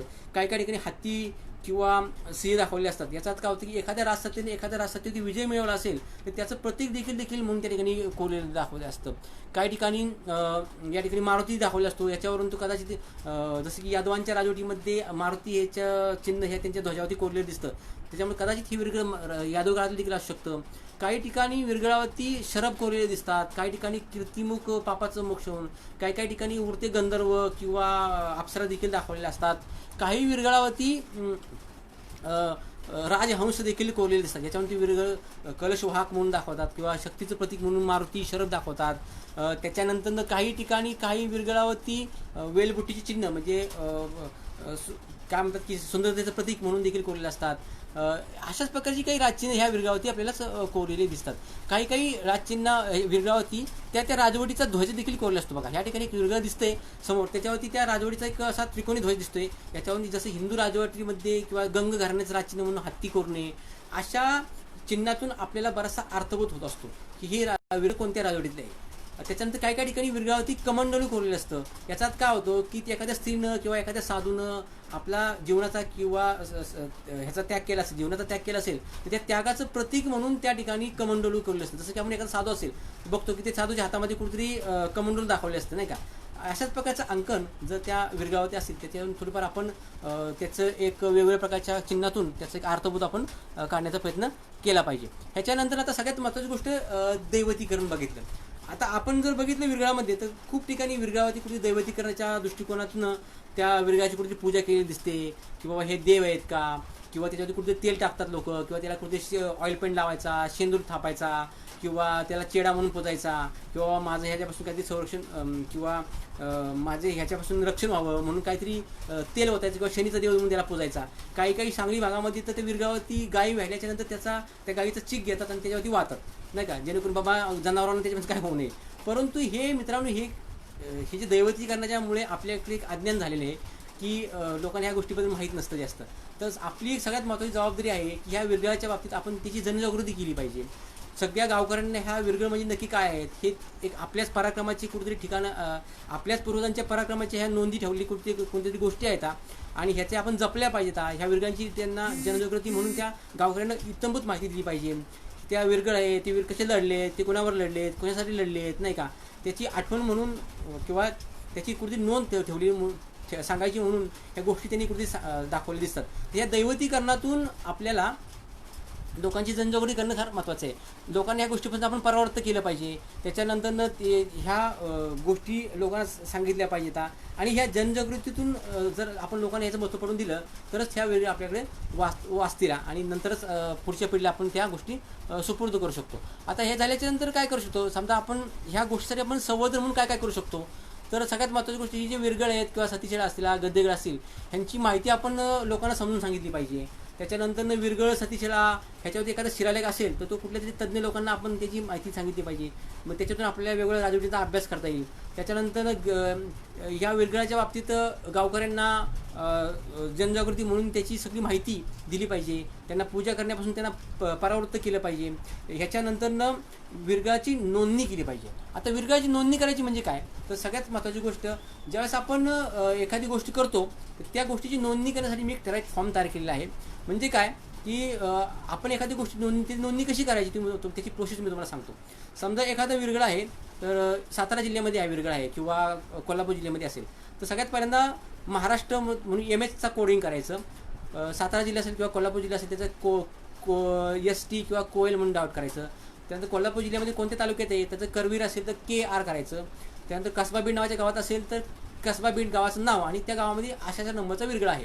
ह्याच्यानंतरनं जो व्यक्ती या विरगळाची नोंदणी करणार आहे त्या व्यक्तीचं नाव त्या ठिकाणी आपण लिहिलं पाहिजे. ज्या दिवशी आपण त्याची नोंदणी करू त्याची नोंदणी दिनांक लिहिली पाहिजे. गावकरी ह्या स्मारकाला काय म्हणतात त्याची आपल्याला सध्याचं नाव काय आहे, जुनं नाव काय आहे ह्याची माहिती त्यात दिली पाहिजे. त्या विरगळाचा इत्यंभूत पत्ता किंवा GPS कॉर्डिनेट असेल त्याची आपण नोंदणी केली पाहिजे. त्याच्यानंतरनं समजा त्या गावाला काही ऐतिहासिक पार्श्वभूमी आहे का त्याचं वर्णन आपण त्या फॉर्ममध्ये केलं पाहिजे. याच्यानंतरनं महत्त्वाची गोष्ट म्हणजे आपण ते जे काही विरगळ आहे ते मालकी हक्क कोणाचा आहे का त्याच्यावरती, किंवा त्याचा ताबा कोणाचा आहे का, किंवा त्याची काही स्थापत्य वैशिष्ट्य आहेत का त्या विरगळाची लांबी, उंची, रुंदी ती लिहिली पाहिजे. सद्यस्थितीमध्ये तो विरगळ कसा आहे त्याची माहिती दिली पाहिजे. त्याच्यानंतर त्याची कोणी दुरुस्ती केली का, त्याचा एखादा नुकसान कोणी केले का, किंवा तुटफूट केली असेल तर तुटफूटची माहिती दिली पाहिजे. त्याचा एखादा विषय त्याचा एखादा भाग कुठे गहाळ आहे का, किंवा त्याच्यावरती कुठे शेवाळ वाढले का, त्याच्यावर कुठे एखादी वनस्पती वाढली का, किंवा त्याच्यावर एखादा चट्टा वाढलाय का, त्याच्यामध्ये एखादा भाग कुठे त्याचा जमिनीमध्ये काढलाय का, किंवा त्याच्यामध्ये किती रकाने आहेत, किती कप्पे आहेत, त्याच्यामध्ये त्या कप्प्यामध्ये किती शस्त्र आहेत, किती सैनिक आहेत, किती माणसं आहेत, किती प्राणी आहेत, या सगळ्याची आपण नोंदणी केली पाहिजे. त्याच्या पुढे शिलालेख कोरलाय का, किंवा त्या विरगळावरती एखादा स्पेसिफिक चांगला काही वेगळा घटक किंवा ती विरगळामध्ये एखादा काही स्पेसिफिक घटक असेल जो इतरांपासून वेगळा असेल त्याची नोंदणी केली पाहिजे आपण.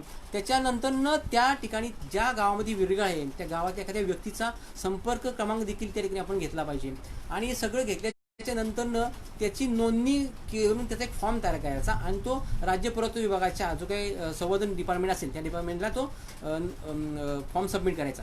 आणि नंतर काय होतं की ह्या विरगळाचं आपण जतन संवर्धन करायसाठी राज्य शासनाला एक अर्ज करायचा किंवा राज्य पुरातत्व विभागाला अर्ज करायचा. आणि अशा राज्य पुरातत्व विभाग अशा कामांना लगेच परवानगी देते. 1-2 महिन्यांच्या परवानगीमध्ये आपल्याला ती परवानगी मिळून जाते. मग हे संवर्धन विरगळाचं कसं करायचं, तर सगळ्यात महत्त्वाची गोष्ट विरगळाची तुम्हाला मी सांगितली की नोंदणी करायची.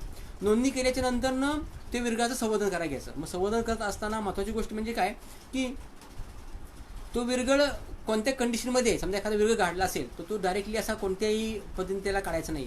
तर ते विरगळाच्या बाजूने 3x3चा एखादा खड्डा करायचा आणि त्या आजूबाजूची जी काही माती असेल ती माती व्यवस्थित मोकळी करत तो विरगळ सुट्टा करायचा प्रयत्न करायचा.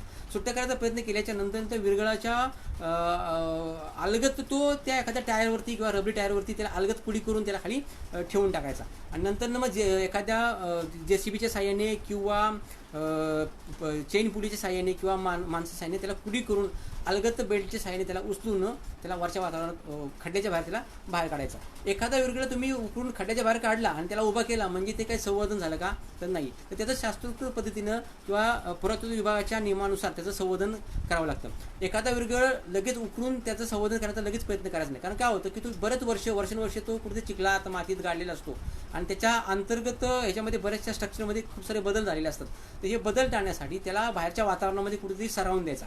म्हणजे काय करायचं की त्याला ऊन वारा पावसासाठी ठराविक ह्याच्यामध्ये त्याला मेंटेन करायचा. मेंटेन केल्याच्या नंतरनं नंतरच त्याला संवर्धन करण्यासाठी घ्यायचा. मग संवर्धन करत असताना राज्य पुरातत्व विभागाच्या नियमानुसार त्याला एक 2.5 बाय 2.5 उंचीचा लांबी रुंदीचा ओटा करायचा आणि साधारणतः 10 ते 12 फूट उंचीचा ओटा करून तो सिमेंट वाळूमध्ये किंवा दगडी ह्याच्यामध्ये बांधकामामध्ये करून घ्यायचा आणि त्याला विरगळाच्या रुंदीप्रमाणे जाळीप्रमाणे त्याला मध्ये खाच करायची. खाच केल्याच्या नंतर तो विरगळ उचलायचा, चेन पुडीच्या साहाय्याने अलगद उचलायचा आणि कुडी करून उचलायचा. त्याला असा आडवा केला तर तो तुटण्याची शक्यता असते, कारण तो वर्षानुवर्षे पावसामध्ये उन्हाळा पावसामध्ये तो कुठेतरी आतमध्ये जमीन गाडलेला असतो. त्याच्यामुळे त्याच्या अंतर्गत प्रॉपर्टीज मुळे त्याच्यामध्ये तो तुटण्याची शक्यता फार असते. त्याच्यामुळे त्याला अलगद उचलायचा आणि त्याला राईट अँगलमध्ये किंवा काटकोनामध्ये उभा करून त्याच्या पाठीमागे त्याला सपोर्ट म्हणून एक लोखंडी बारचा सपोर्ट लावायचा आणि त्या खाचेमध्ये ठेवल्याच्या नंतर त्याच्यामध्ये सिमेंट वाळूचा कच्चा माल वापरायचा. कुठल्याही प्रकारचं सिमेंट करून त्याला पक्का किंवा पूर्णपणे पक्का करण्याचा प्रयत्न करायचा नाही. त्याचं कारण का की समजा उद्या आपल्याला तो विरगळ बाहेर काढायचा म्हटला तर तो सहजपणे आपल्याला बाहेर काढता आला पाहिजे, किंवा त्याच्यामध्ये उद्या एखादी केमिकलची प्रोसेस करायची असेल तर ती करण्यासाठी आपल्याला तो अलगदपणे त्यातून बाहेर काढता आला पाहिजे. 2 विरगळ उभे करत असताना दोन्ही विरगळाच्या मध्ये साधारणतः 6 इंचाची गॅप ठेवायची, जेणेकरून त्या विरगळाचा फोटो काढण्यासाठी किंवा त्याच्यानंतर त्याची एखादी समजा जर आपल्याला काही एखादी प्रोसेस करायची किंवा केमिकलची प्रोसेस करायची तर करत असताना त्याला कुठलाही अडथळा येऊ नये आणि ते काम करत असताना कुठलाही अडथळा येऊ नये म्हणून त्या 2 विरगळामध्ये 6 इंचाचं अंतर ठेवायचं. एखादा विरगळाचा जर आपल्याला फोटो काढायचा असेल तर तो फोटो काढत असताना त्या ठिकाणी एखादी अशा प्रकारची एक पट्टी असते जी साधारणतः आपल्याकडे पुरातत्व विभागाच्या नियमानुसार बनवली असते. त्या पट्टी ठेवून किंवा एखादा व्यक्ती उभा करून त्याचा फोटो काढला तर त्या विरगळाचं आपल्याला स्वरूप कळतं. दुसरी गोष्ट, विरगळाचा फोटो काढत असताना साधारणतः तो विरगळ पहिल्यांदा धुण्याचा प्रयत्न करायचा. त्याच्यातून काय होतं आपल्याला की धुतल्यानंतर त्या विरगळाचा फोटो तर क्लिअर येतोच आणि त्याच्यानंतर त्या विरगळावरती असणारं जे काही बारीक बारीक अंकन असेल, मग एखादा शस्त्रपणाने असेल किंवा त्या विरगळावरती वेगवेगळे दागिने असतात किंवा वेगवेगळ्या प्रकारच्या वेशभूषा असतील किंवा बारीक बारीक जे काही रचना असेल त्याचं पूर्णपणे स्पष्ट आपल्याला दिसतात. आणि ह्याच्यातून आपण त्याचा एक अंदाज लावू शकतो की साधारणतः ही विरगळ कोणत्या राजवटीतली आहे किंवा कोणत्या कालावधीत असू शकतं. कारण जर शिलालेख असेल तर साहजिकच आपल्याला ते कळतंच, पण शिलालेख नसेल तर या बारीक बारीक गोष्टीतून आपण तो विरगळ कोणत्या राजवटीतला आहे ह्याचा एक ठराविक अंदाज आपण लावू शकतो. त्याच्यानंतर हे विरगळाचं संवर्धन झाल्याच्या नंतरनं मग तो विरगळाचं एक ओटा बनवायचा. ओटा झाल्याच्या नंतरनं एका लाईनमध्ये सलग विरगळाची मांडणी करायची. त्याच्यानंतर सगळ्यात महत्त्वाची गोष्ट विरगळाची माहिती फलक त्या ठिकाणी लावण्याचं गरजेचं असतं. कारण का की माहिती फलक लावला आपण तर माहिती फलकाच्या नंतर त्या विरगळाच्या बद्दलची पूर्ण माहिती त्या समाजातल्या व्यक्तीने मिळते, त्या गावातल्या व्यक्तीने मिळते की नक्की हे काय आहे, त्याचं दैवतीकरण करू नका, हे वीर आहेत नाही का, हे नक्की विरगळ कशाचं प्रतीक आहे, कुणाकोणाची लढाई झाली, या सगळ्याची माहितीचं आपण दिलं. त्यानंतर विरगळाचे विविध प्रकार कोणता आहे हे प्रकारांची माहिती त्यांनी लिहिली पाहिजे. विरगळ कसा वाचायचा, तो विरगळ बाबा वरून नसतो वाचायचा, विरगळ खालून वाचायचा असतो नाही का, वीर का मरण पावला, कोणत्या कारणासून मरण पावला, त्यांनी त्याची कुणाकोणामध्ये लढाई झाली, लढाईमध्ये त्यांनी काय काय गोष्टी केल्या, मग त्याला कसं अप्सरा स्वर्गातून नेण्यासाठी आल्या, त्याच्यानंतर त्याच्यावरती पुन्हा स्वर्गामध्ये वीर कसा गेला. मग ही जी काही चांगल्या गोष्टीची किंवा चांगल्या भावनांची जी काही संकल्पना आपल्याकडे होती नाही का वीर मरणाची, ही संकल्पनाच पुढच्या पिढीला कुठेतरी प्रेरणा देणारी असते आणि ही संकल्पनेची मांडणी त्या फलकावरती आपण लावली पाहिजे, जेणेकरून त्या विरगळातून समाजाने किंवा समाजातल्या विविध घटकांनी प्रेरणा घेतली पाहिजे आणि ती प्रेरणा पुढच्या पिढीला देखील सांगितली पाहिजे. याची मांडणी कुठे त्या विरगळाच्या नोंदणीमध्ये दिसली पाहिजे आपल्याला. त्याच्यानंतर विरगळाची मांडणी केल्याच्या नंतरनं त्याचा एक अहवाल रिपोर्ट देखील आपण राज्य पुरातत्व विभागाला दिला पाहिजे, जेणेकरून राज्य पुरातत्व विभाग देखील वेगवेगळ्या प्रकारची दखल घेईल आणि तुम्हाला अजून गावामध्ये विरगळाची संग्रहालय तयार करण्यासाठी परवानगी देईल. अशाच प्रकारच्या विरगळांचा काही संग्रह करण्याचा मी काही प्रयत्न केला. ज्या ज्या गावात जास्तीत जास्त विरगळ आहेत तर ही विरगळ आपल्याला कुठेतरी टिकले पाहिजेत किंवा त्या विरगळाची जनमानसामध्ये कुठे जनजागृती झाली पाहिजे, म्हणून मी एक संकल्पना आखली की ज्या गावामध्ये 50-60 विरगळ असतील ह्या गावांना आपण महाराष्ट्रातील विरगळांची गावं नावाचं, विरगळाचं प्रथम गाव दुसरं गाव असं गावाची एक संकल्पना मी तयार केली आणि या संकल्पनेतूनच मी एक गाव तयार केलं. ते पहिलं गाव आहे त्याला टिकली हे गाव नाव दिलं आणि या टिकली या गावातून विरगळाचं पहिलं गाव असं केलं. त्याच्यामध्ये आम्ही सगळे विरगळ उभे केले आणि राज्य पुरातत्व विभागाच्या नियमानुसार बऱ्याच ठिकाणी अजून एक गाव आम्ही कसबा बीड कोल्हापूर जिल्ह्यात की जे अतिशय उत्तम असं मॉडेल तयार केलेलं दिसतं तुम्हाला. ह्याच्यामध्ये जर बघितलं आपण तर ह्या विरगळाचं एक संग्रहालय या ठिकाणी केले. ह्या गावामध्ये 160 विरगळ अशा प्रकारे आम्ही मांडलेले आहेत. ह्याच्यामध्ये आज त्या विरगळाची व्यवस्थित मांडणी राज्य पुरातत्व विभागाच्या नियमानुसार ओटा करून त्या ठिकाणी त्याची व्यवस्थित उभ्यापणे मांडणी, त्याचं ऊन वारा पावसापासून संरक्षण व्हावं म्हणून त्या ठिकाणी पत्रा लावलेला आहे. त्याच्यानंतर समाजामध्ये जनजागृती व्हावी म्हणून त्या ठिकाणी आम्ही त्याचा माहिती फलक देखील लावलेला आहे. त्याच्यानंतरनं अशाच प्रकारच्या विरगळांची माहिती पुढच्या पिढीला व्हावी म्हणून आम्ही काही शाळांच्या सहली देखील ह्या गावामध्ये शाळा आयोजित करतोय, जेणेकरून सध्याच्या नवीन तरुण पिढीमध्ये इतिहासामध्ये जनजागृती व्हावी हे आणि या इतिहासाचा असाच प्रभाव पुढच्या पिढीला देखील चालू राहावा म्हणून आम्ही वेगवेगळ्या शाळांच्या सहली ह्या गावामध्ये आयोजित करतोय, जेणेकरून इतिहासाचा हा प्रभाव पुढच्या पिढीला असाच अखंडपणे चालू राहील आणि त्याच्यातून प्रेरणा घेऊन हे सर्व लोक इतिहासाबद्दल पुढच्या पिढीला माहिती देतील आणि ह्या विरगळाची जी काही वर्षानुवर्षे जी काही दुरावस्था झालेली ही सगळी दुरावस्था कुठेतरी समाजाकडून त्याची दखल घ्यावी या दृष्टिकोनातून आम्ही प्रयत्न करतोय. तर आज सिंधुजन अकादमीच्या वतीने आज मला इतिहासाचे मुख्य साक्षीदार म्हणून या विषयाबद्दल जी काही बोलण्याची संधी मिळाली तर त्या संधीबद्दल मी त्यांच्या सर्व सदस्यांचे आभार मानतो आणि आज जे काही सेशन आहे विरगळाबद्दल ते या ठिकाणी मी थांबवतो. जर तुमचे काही प्रश्न असतील तर मला कृपया कळवावे. धन्यवाद.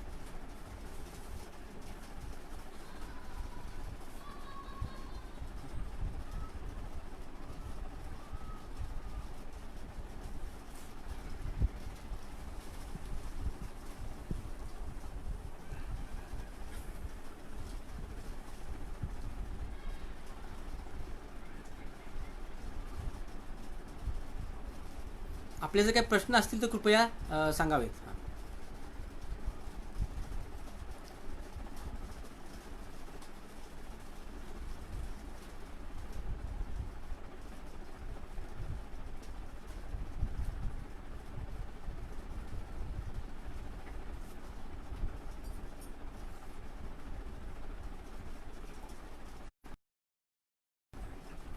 हो, विदर्भामध्ये विरगळ सापडतात. विदर्भामध्ये खूप विरगळ आपल्याला बघायला मिळतात.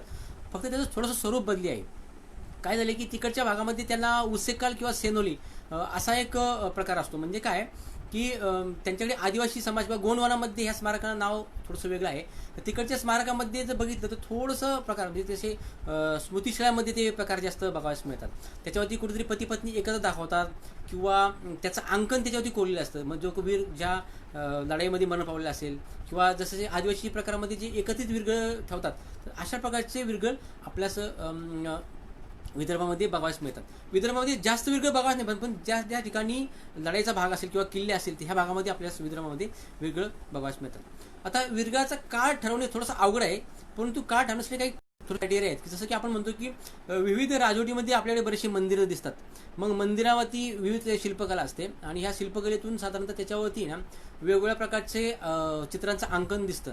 तर त्या अंकाशी किंवा जी काही मूर्ती असतात किंवा मूर्तिशिल्पाशी साधर्म्य असणाऱ्या गोष्टीतून जर आपण ती शिल्पकला जर बघितली विरगळाची तर साधारणतः त्या गोष्टी कुठेतरी मॅच दिसतात आणि ह्या मॅचिंगमधूनच आपण त्याचा कालावधी ठरवू शकतो. याच्या व्यतिरिक्त किंवा त्याच्यावरची असणारी वेशभूषा किंवा त्याच्यावरची असणारी केशभूषा, दागदागिने, शस्त्रप्रणाली किंवा अजून त्या काळातल्या असणाऱ्या इतर ज्या काही गोष्टी असतात ह्या गोष्टीतून आपण विरगळचा कालावधी थोडाफार ओळखू शकतो. जर शिलालेख असेल तर उत्तमच.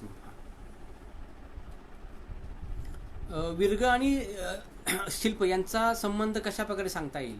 कसं आहे की ज्या कसबी कारागिरांनी किंवा कसबी ह्यांनी जी मंदिर बनवली, जी शिल्प बनवली, ज्या काही मूर्त्या बनवल्या ह्याच लोकांनी विरगळ देखील बनवलेले आहेत. त्याच्यामुळे ह्या दोघांचा एक अतिशय महत्त्वाचा संबंध आहे. कारण का की त्या काळामध्ये वेगवेगळ्या राजवटीमध्ये मंदिरे बनवत होती आणि त्या राजवटीमध्ये ह्या कारागिरांना आश्रय आपल्याकडे मिळत होता. कारण की आश्रय दिल्याच्या नंतरनं हे लोक वेगवेगळ्या राजवटीच्या खाली हे आश्रयात काम करायचे आणि वेगवेगळे मंदिरं उभे करायचे आणि ज्या लोकांनी ही मंदिरं उभी केली, जी काही शिल्पमूर्ती केली त्याच लोकांनी विरगळ उभे केली आणि तो त्या प्रकारचा आपल्याकडे हे पण समाज देखील होता. पाथरवड समाज असेल किंवा जे शिल्पकार समाज होता आणि काही ट्रेनिंग सेंटर देखील आपल्याकडे होते आणि हे सगळे लोक त्या ट्रेनिंग सेंटरच्या माध्यमातून पुढच्या पिढीला देखील किंवा पुढच्या राजवटीला देखील त्याचं प्रशिक्षण देत होते. त्याच्यामुळे हे विरगळ जे उभे केले ते ह्या सगळ्या कारागिरांनीच उभे केलेले आहेत. बौद्ध विरगळ आहेत का? बौद्ध विरगळ असं सांगता येणार नाही सर, पण एका विरगळावरती मला स्तूप दिसलेला आहे. म्हणजे जे आराध्य दैवत आपण म्हणतो जसं की शैव असतो, वैष्णव असतो, तर अशा प्रकारचं एका विरगळावरती स्तूपाची पूजा करताना मी बघितलेलं आहे आणि तुम्ही तुम्हाला पर्सनल केलं तर मी त्याचा तुम्हाला फोटो पाठवू शकतो सर. त्यामुळे असं बौद्ध विरगळ स्पेसिफिक माझ्या कधी पाण्यात नाही आलं किंवा असा स्पेसिफिक धर्माची विरगळ नाही सांगू शकत. सर माझे गाव भट्टर शिरगाव तालुका शिराळे सांगली येथे आहे.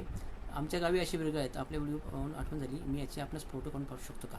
हो, माझा नंबर आहे 779818 7478. याच्यावरती तुम्ही मला पाठवू शकता आणि त्याच्याबद्दल मी तुम्हाला सर्व माहिती सांगू शकतो. जर तुम्ही त्याचे फोटो पाठवले तुम्ही त्याचा ठराविक त्याची डेटिंग देखील तुम्हाला सांगू शकतो आणि तो विरगाचा कोणता प्रकार आहे त्याची देखील मी तुम्हाला माहिती सांगू शकतो पूर्णपणे.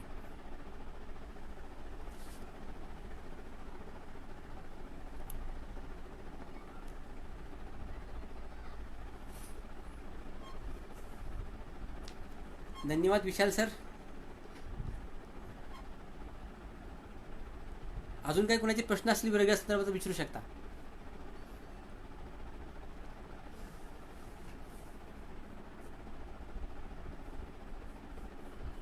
धन्यवाद. हां, माझं एक पुस्तक आहे इतिहासाचे मूक साक्षीदार म्हणून विरगळ आणि सतीशाळा. हे एक पुस्तक मी स्वतः लिहिलेले आहे. ह्या विरगळामध्ये साधारणतः जवळजवळ 800 ते 900 गावाचा दौरा करून हे एक अभ्यासपूर्ण पुस्तक लिहिले आहे. काही सहज संदर्भ थोडे कमी असतील परंतु जवळपास 40 प्रकारच्या विरगळ मी तुम्हाला दाखवू शकतो. आणि साधारणतः ह्या पुस्तकामध्ये प्राचीन काळापासून ते विरगळ संवर्धन जतन कसं करायचे सगळ्या गोष्टीचे वर्णन ह्या पुस्तकामध्ये मांडलेले आहेत. विरगळाचे सगळे प्रकार, आकार, त्याच्यानंतर शस्त्रप्रणाली, वेगवेगळ्या प्रकारच्या देवता, राजवटीचा उल्लेख, त्याच्यानंतर विरगळ जतन संवर्धनाची प्रोसेस, ह्याच्यानंतर सतीशिळा, ह्याच्यावरती डिटेल्स माहिती असलेलं हे एक पुस्तक बनवलेलं आहे. सध्या हे पुस्तक तुम्हाला मराठी देशा फाउंडेशनच्या माध्यमातून किंवा मला माझ्या वैयक्तिक नंबरवरती देखील तुम्हाला मिळू शकेल. त्यानंतर पुण्यामध्ये वेगवेगळ्या प्रकाशनामध्ये हे पुस्तक उपलब्ध आहे आणि हे पुस्तक सगळ्यांनी घ्यावं असं मी सर्वांना विनंती नक्कीच करेल. अजून एक प्रश्न आलेला आहे, विरगळांना दैवरूप न देण्यासाठी काय उपाययोजना कराव्या लागतील? सर्वप्रथम आपण त्या विरगळाची स्वतः माहिती घेतली पाहिजे. विरगळ म्हणजे काय एक स्वतः आपण समजून घेतलं पाहिजे. नंतर स्वतःला समजल्यानंतर सॉरी जरा 1-2 मिनटं हे झाले. तर ह्याचे आपण काय केलं पाहिजे की आपण स्वतः गावकऱ्यांना ते समजून सांगितलं पाहिजे, त्याच्याबद्दल माहिती दिली पाहिजे आणि जास्तीत करून जनजागृती म्हणून हे विरगळ नक्की काय आहेत, कुणाचे आहेत, त्याच्या लढाईचा प्रसंग काय आहे, हे सगळ्या गोष्टी दिल्या पाहिजेत. त्यानंतर त्यांना हे देव नाही आहेत नाही का, हे ते आपल्यापैकीच आपल्या गावातली वीर आहेत. त्याच्यावरती तेल टाकण्यापासून, शेंदूर लावण्यापासून, रंग लावण्यापासून त्यांना परावृत्त केलं पाहिजे. त्यांच्या पराक्रमाची गाथा असेल ती सगळी त्यांना समजून सांगितली पाहिजे. आणि नंतरनं मग एकदा का त्याच्याबद्दल जनजागृती तयार झाली तर ऑटोमॅटिक सगळं गावकरी लोक त्या विरगळाकडे त्यांचा बघण्याचा दृष्टिकोन बदली होईल. त्याचं संवर्धन जतन केलं पाहिजे. त्याची जागोजागी संग्रहालय उभी केली पाहिजेत. आणि एकदा का ती संग्रहालय उभी केल्याच्या नंतरनं जी काही नवीन पिढी असेल ह्या नवीन पिढीला किंवा शाळेतल्या मुलांना त्याची माहिती आपण समजून सांगितली पाहिजे, जेणेकरून हा जो काही इतिहास आहे हा पुढच्या पिढीला आपण ऑटोमॅटिक सुपूर्द केला जाईल. अजून कुणाचे प्रश्न असतील तर नक्कीच कळवा.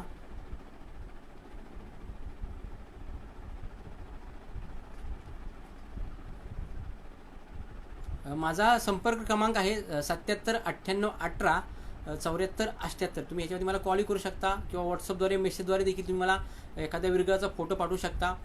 त्याबद्दल मी तुम्हाला नक्कीच माहिती द्यायचा प्रयत्न करेल. पण शक्यतो विरगळाचं ते पुस्तक जे आहे ते तुम्ही नक्कीच खरेदी करा आणि ह्याच्यातून तुम्हाला इत्यंभूत माहिती तर मिळेलच, परंतु पुढच्या पिढीला ते विरगळ म्हणजे नक्की काय ह्याची सांगण्याची पद्धत देखील तुम्हाला कळेल आणि नक्की विरगळाबद्दल जनजागृती देखील तुम्हाला इतर समाजामध्ये करता येईल.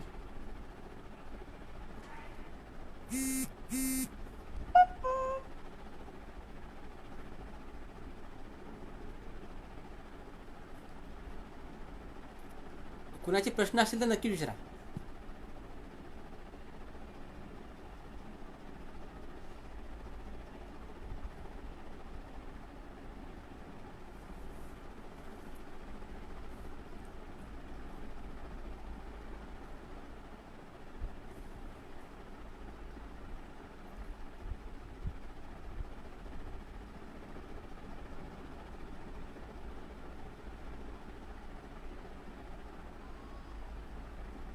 जर प्रश्न नसेल तर आपण थांबूया का मग?